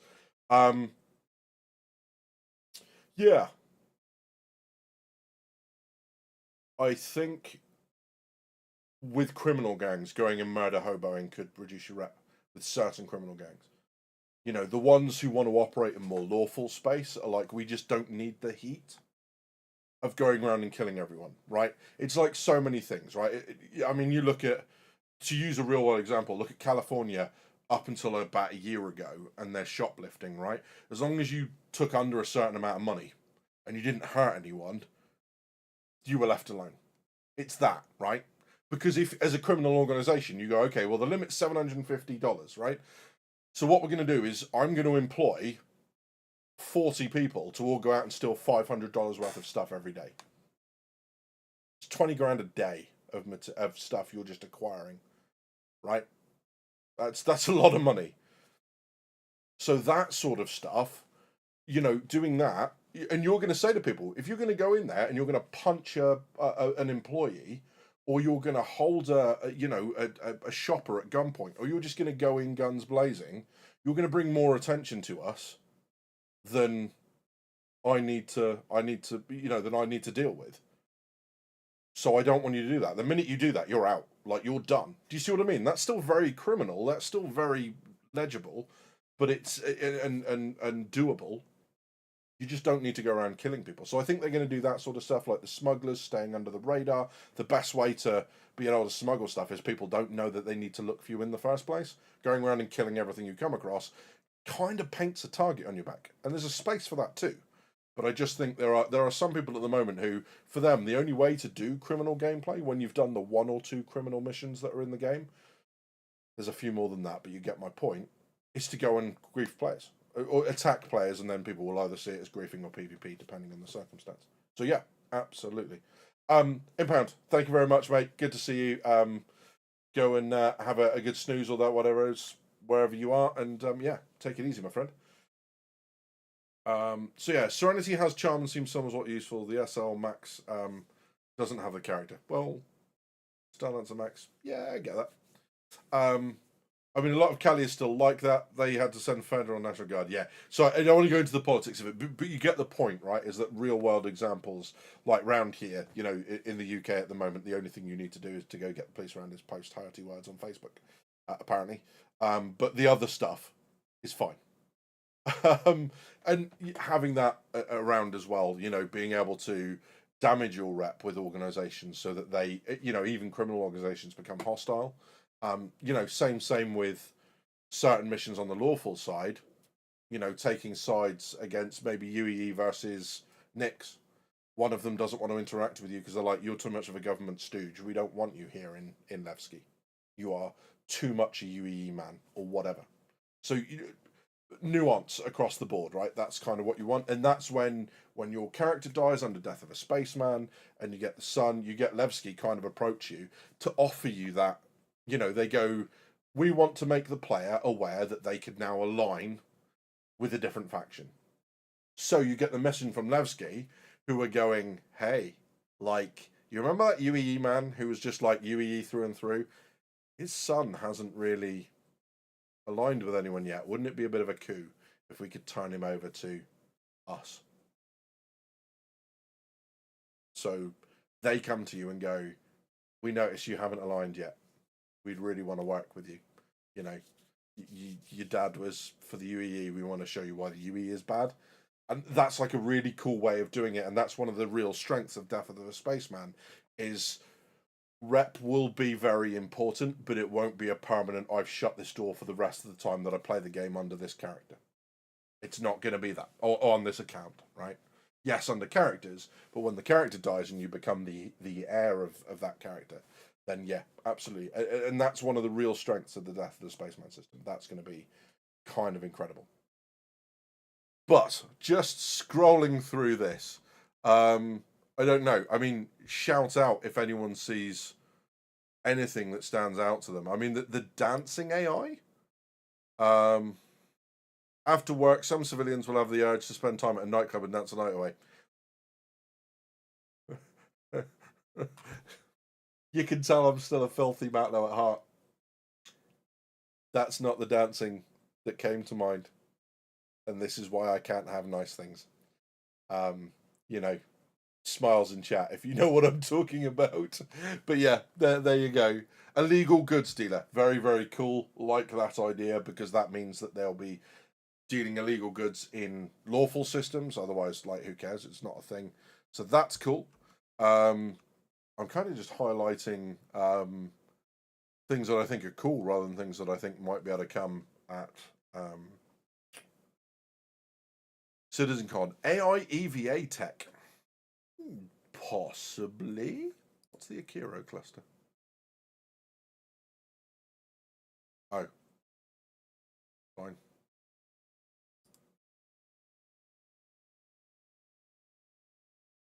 Creating an animated and EVA capable version of the gunner helmet. Fine. Yeah, there's not a lot on here that kind of jumps out at the moment. That's Squadron 42 only. The Area 18. The other thing is that they kind of... Is there a filter for get rid of stuff that we've got that have been released? I guess not. Because some of it will be released, but they're not finishing working on it and all that sort of stuff. I mean, if you see something that I scroll past and you think that that could come out, then let me know. But, yeah. Oh, boo. Building and balancing and implementing the merchantman, the Banu-made trading vessel into the game. Well, we know from the ship Q&A a while ago that they're not working on that at the moment, which is a shame. Because I think when the Banu merchantman was shown, so many people looked at that and went, that's really cool. But obviously, again, you know, having the shops and stuff, we don't have that ability to lock down stuff and sell.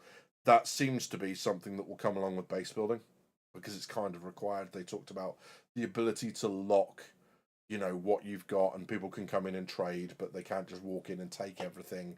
You've got the permissions of areas, so there'll be buildings they can trade at, there'll be buildings they can't enter, but your org mates can, and so there's a lot of work to go with that sort of stuff. It might be that we don't get that immediately with the first iteration of base building, but it's definitely something that will come with it. So yeah.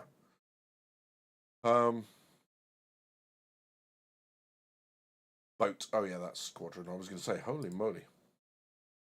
We've got the Yomandi, which seems to be a play on the Yormunga kind of name for a worm. Potentially, that's going to be the jungle version of the big of the Valakar. I don't know. That's where the hell does that spawn? Maybe Bounty Hunter. Enabling players to track criminals via a mobiGlas security app linked to distress beacon, comms arrays, air traffic control systems, cameras, and NPCs informants. Cameras. All right, that's a little bit of a way. Wooter, thank you very much, mate. Take it easy, and we'll see you soon. Water version, not jungle. Interesting. In a big lake, in a cave. Yeah, well, that I can see. Sure. Underground lakes. Crazy. For a space game, we're all going underground. It's a bit weird. Your Mandy's nuts. Homewreck. I can't believe I just read that out. Yep, fair enough. So yeah, cave archetypes. Fine. Cave improvements. All of the chapters. All of the chapters. Oh,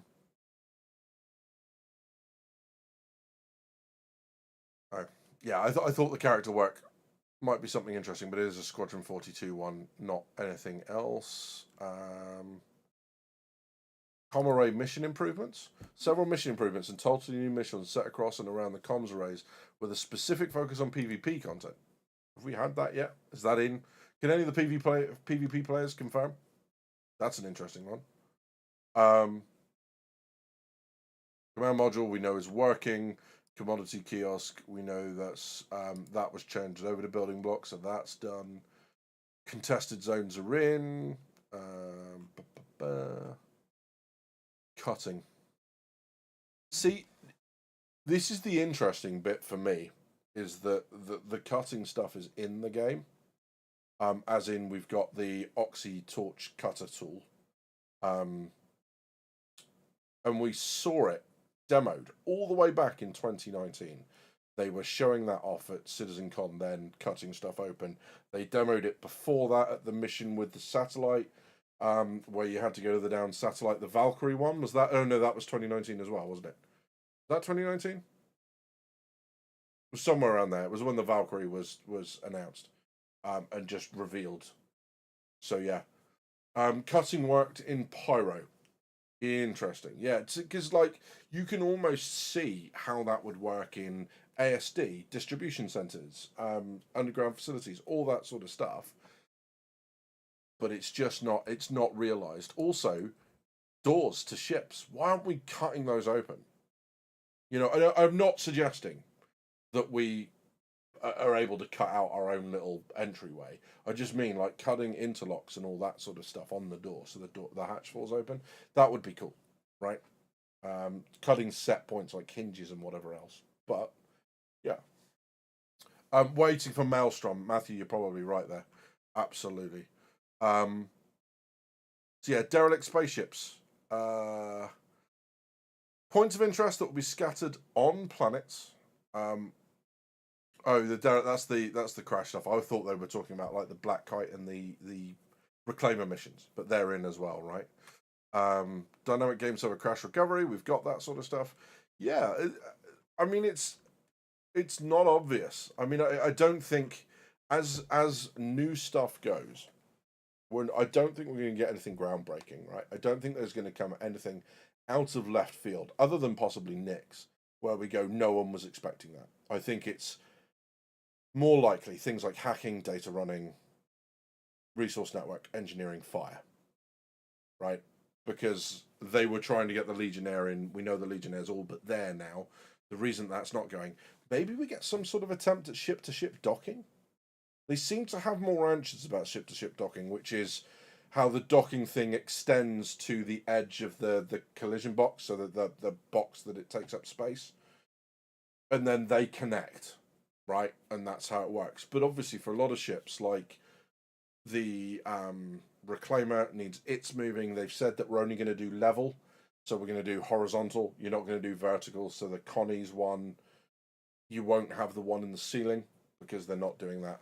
They said for NPCs and stuff, there's just too much to program for the NPC to drop down and then realign itself. And then if you use the top one, but you connect to the side of another ship, like how does the NPC understand where it is? So yeah, they basically said they're not going to do that. Yeah, so the ship to ship for the Ironclad and the Caterpillar, for the command module stuff, is going to be slightly different, right? That is one ship to one ship, and that's one specific ship to one specific ship. That I don't think is going to herald ship to ship docking in exactly the same way that the Archimedes and the Merlin out of the back of the Connie is not ship to ship docking. It's one version of it, right? This is the a ship with a docking collar is able to connect to any other ship with a docking collar. So I don't think that's coming. The Ironclad stuff, because the ships take on the properties of each other, so the command module comes in, takes on the properties of the larger ship. They've said that that's very different to the other stuff. So yeah. Sloth says, would love to see if they get ship-to-ship docking set. Would mean I'd finally get my Legionnaire sooner. Yeah, because obviously that's part of it as well, right? You can force your way into ship's doors with a multi-tool, but pretty much any FPS weapon is better at it by a factor of about 10. Yeah, they have said they're going to change that. That's not intentional. Admiral Griffiths, hello, buddy. Welcome in. Could you put an Ironclad's command module on a Caterpillar and vice versa? Good question. Unsure. I don't believe so, but that's not to say it might not happen. I think basically at this point they don't know yet whether that's going to happen or not, because there's all sorts of permissions, and then what happens if you take your Caterpillar command module and you fly off and you pick up an Ironclad with it and you claim your Caterpillar, what happens to that command module? Do you see what I mean? I think the likelihood is that's not going to happen, just because there are so many variables with it. That's going to be, and also I don't think stealing people's ships with a command module is an intended gameplay loop. But that's the first thing players are going to do with it, because we're all assholes. So I don't think that's gonna. I think they said that was the intention. Was it? I mean, for the reasons stated above, I'd be very surprised if that's the way they actually end up going.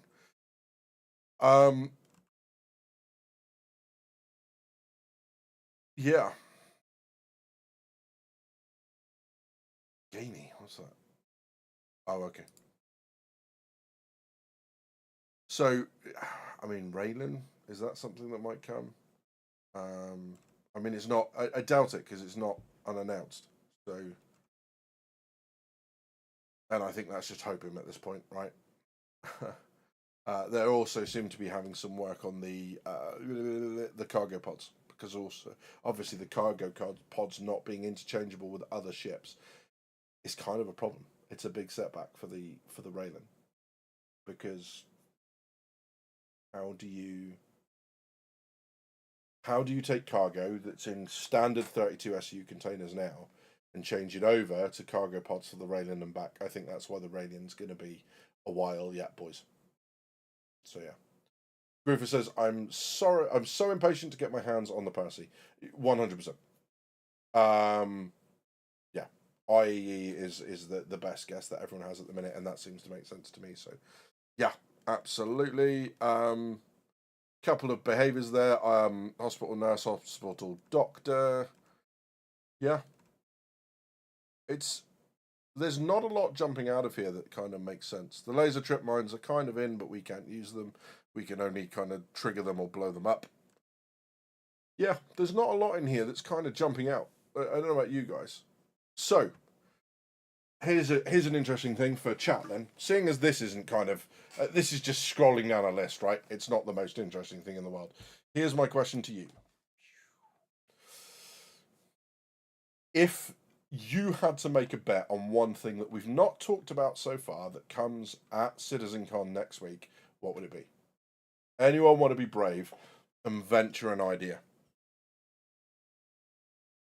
Because it's great fun me making all the predictions and denying things, because then people just go, ha ha, Badgers, you were wrong again, which is fine. It's like hazard to the job. But what do you guys think? Because then I get to laugh at you guys.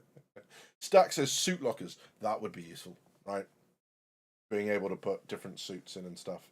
That would be useful. Starware says Notorious. Same, not the same sort of thing, but you get it.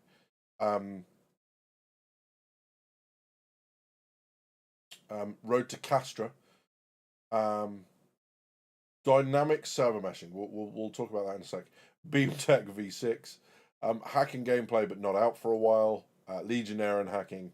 Yeah, because I think that was the thing, right? We saw 2 years ago, we saw the Legionnaire ready to, or 2 sitcoms ago, we saw that to ready to go on the outline. And then it just kind of, that was at the presentation where they said all this will be out by the end of next year, meaning this year. Not materialized yet, obviously. But yeah. In-universe machinima, interesting. Clothes changing machine. Is that the Hey Jamlet, good to see you. That's the one at the starports, right? You rock up and change from your armor into that. Scanning and bounty hunting, says Shady Face. Good evening, buddy. Good to see you. Avi says, personally, I'm hoping we get the updated Vandal ship designs, the glaive and such, maybe a new Vandal ship. New Vandal ship, possibility. There's lots of talk about that at the moment.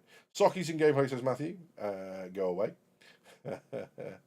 So a simple fix with the rating for standard cargo containers, just rotate the two containers 45 degrees on the cargo suit. Similar visual, but diamond orientation. Okay, so instead of attaching on a long end, they just attach on the edge. But they're triangular, aren't they? So I don't know.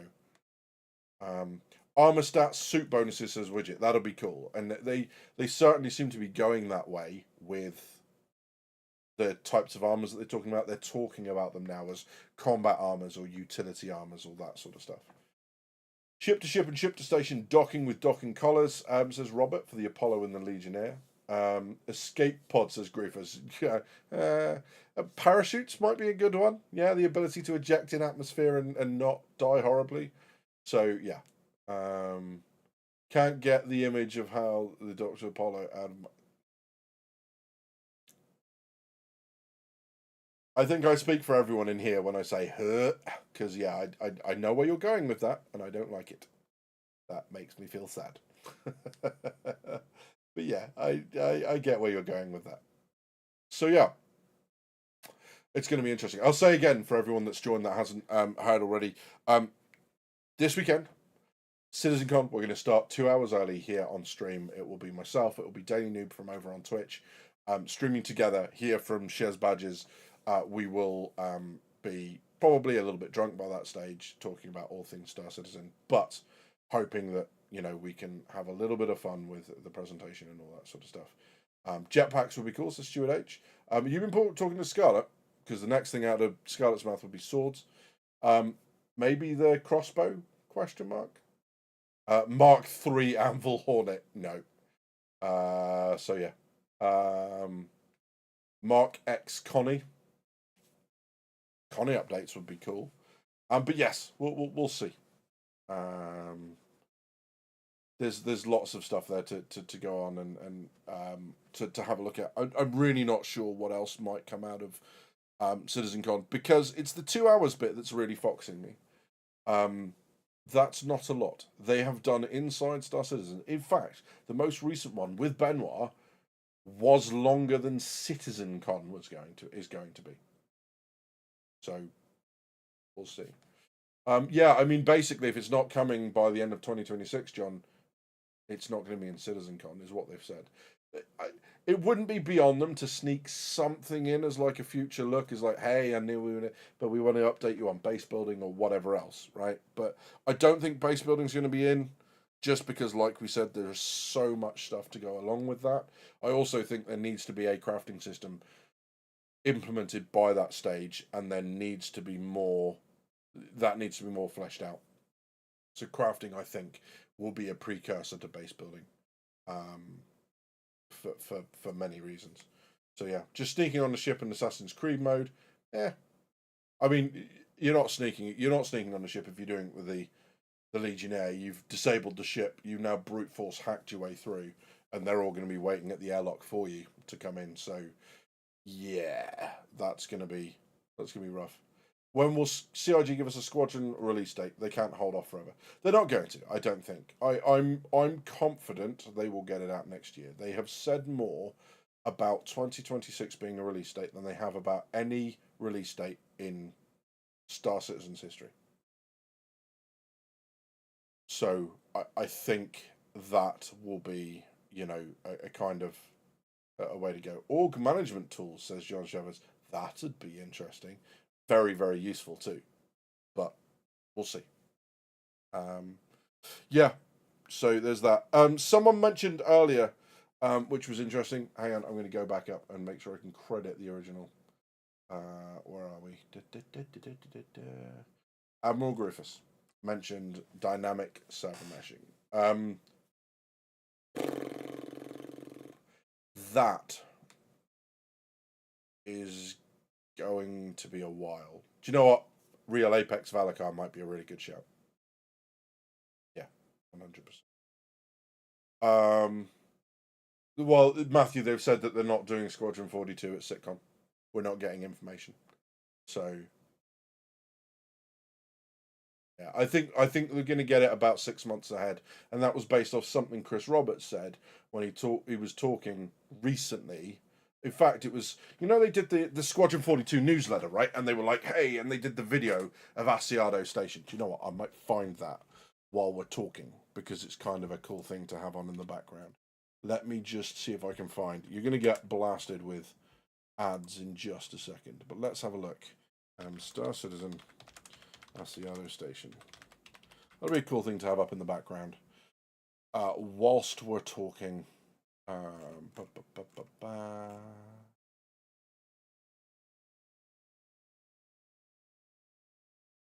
So this is someone else's.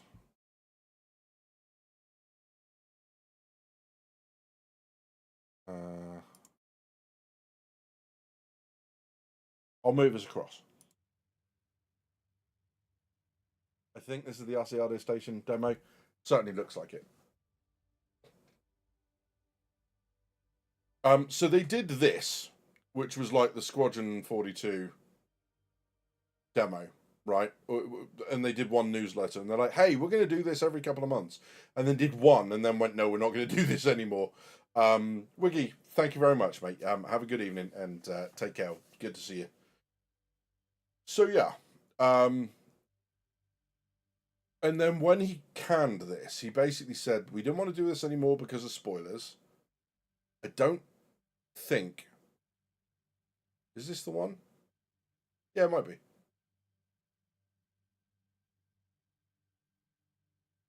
This might well be it.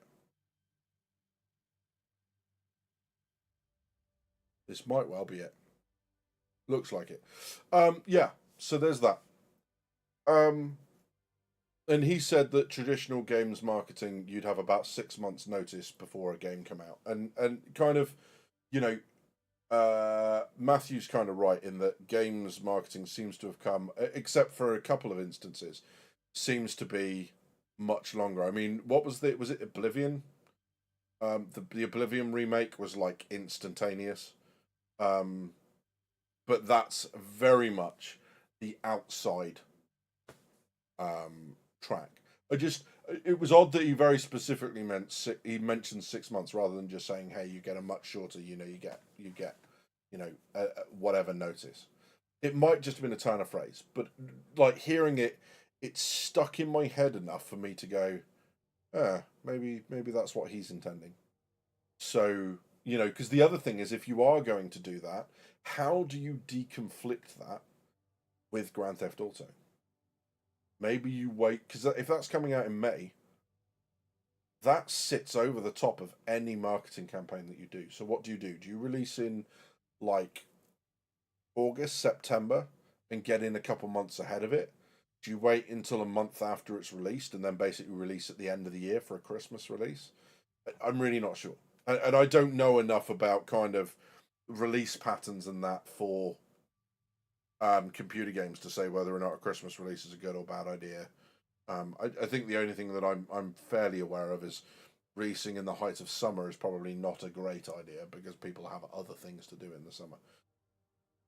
But yeah, as for dynamic server meshing and stuff, first off, the weight is kind of off them, right? They reached a point when Xenothreat came out that they had to run the first Xenothreat event. They had to reduce the number of active players per server.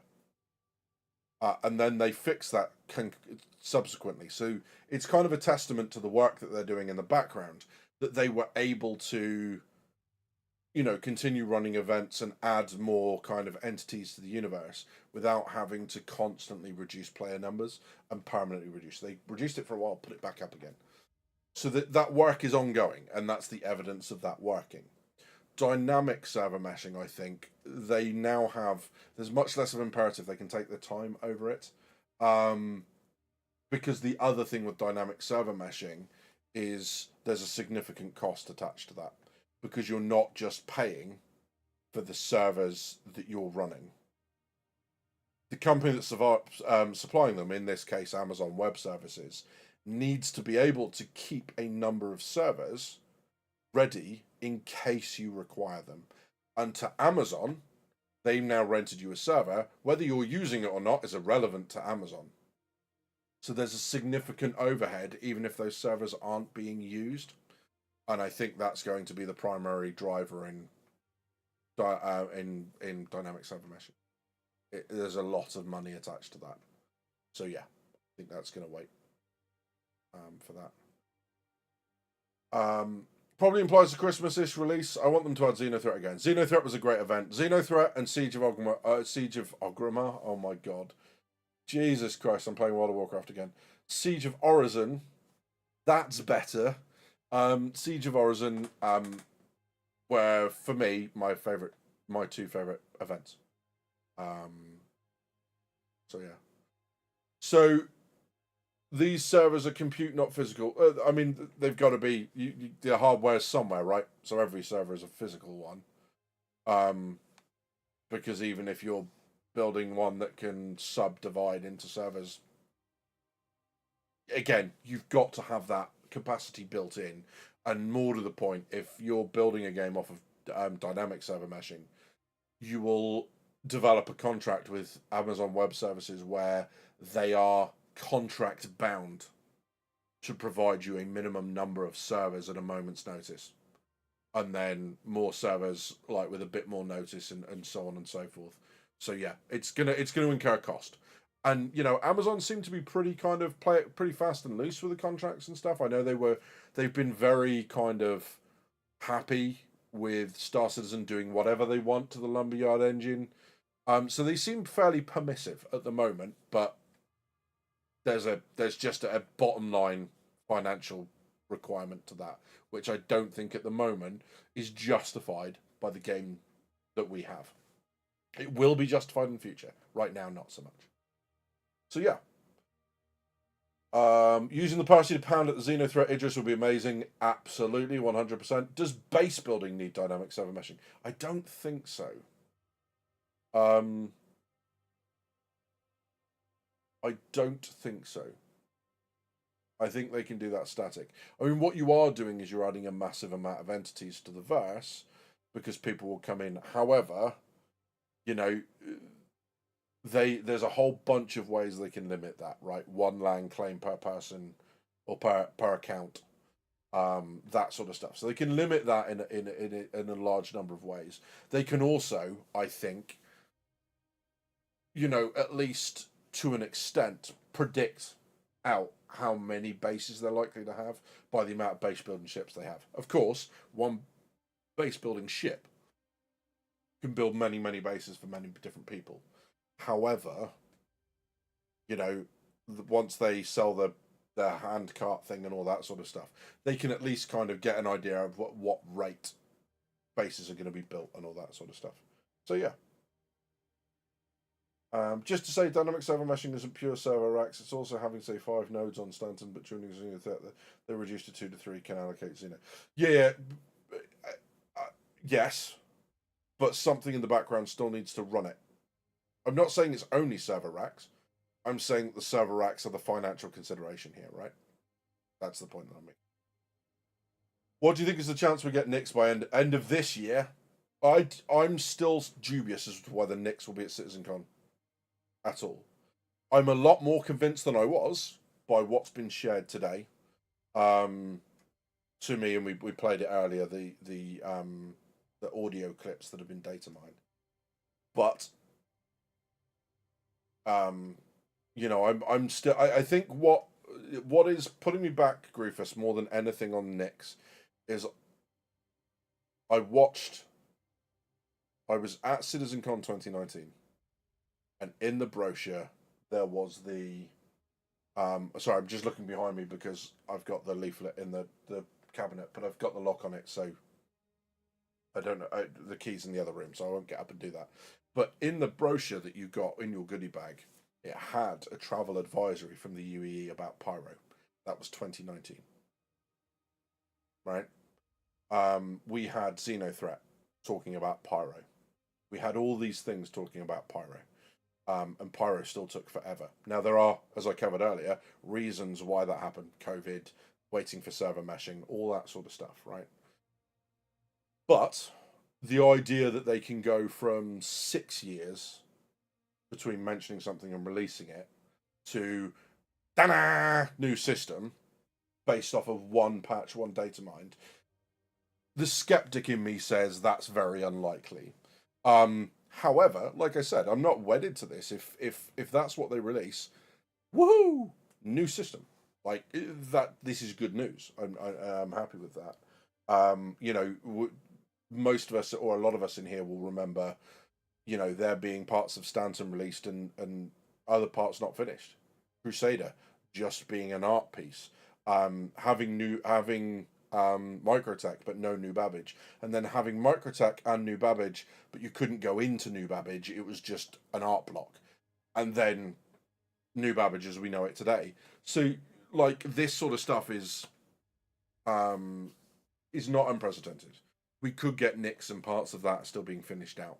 It might be finished, ready to go, but it just seems a huge step change. It's a welcome one, but it seems a huge step change. So that was a video that was relinked by Mr. Echo, but the video wasn't his. That was the Squadron 42 location demo.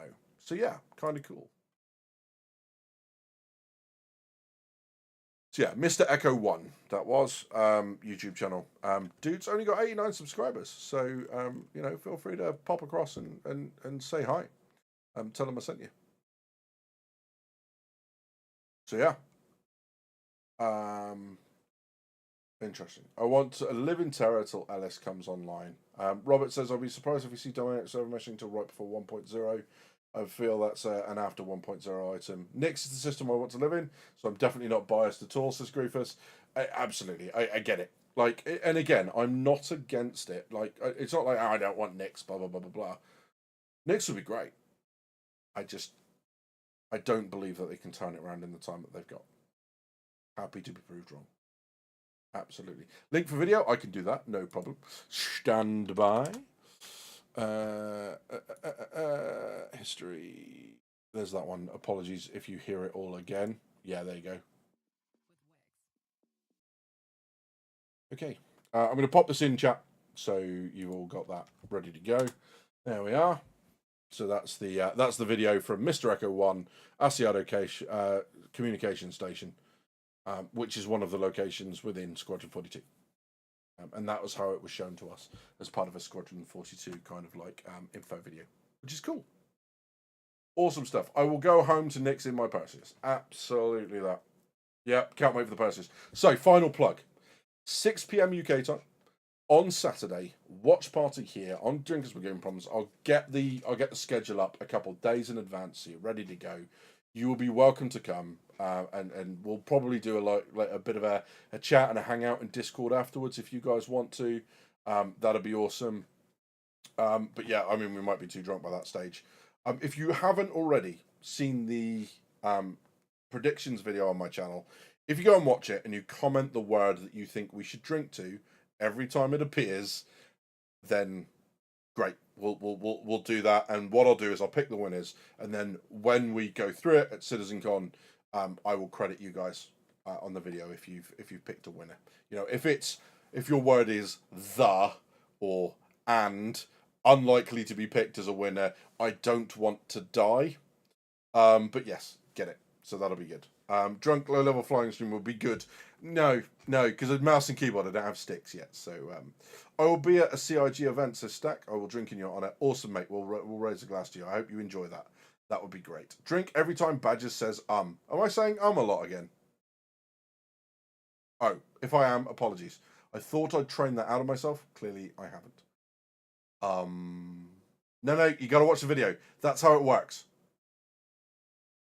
You got to watch the video. That's how it works. This is how you drive traffic, right? This is how I become a filthy YouTube creator. Go watch the video, drive clicks, blah, blah, blah, blah. Sorry, guys. That's just, you got to play the game. Feed the algorithm. You know what to do. You know how this works. I shouldn't be explaining this.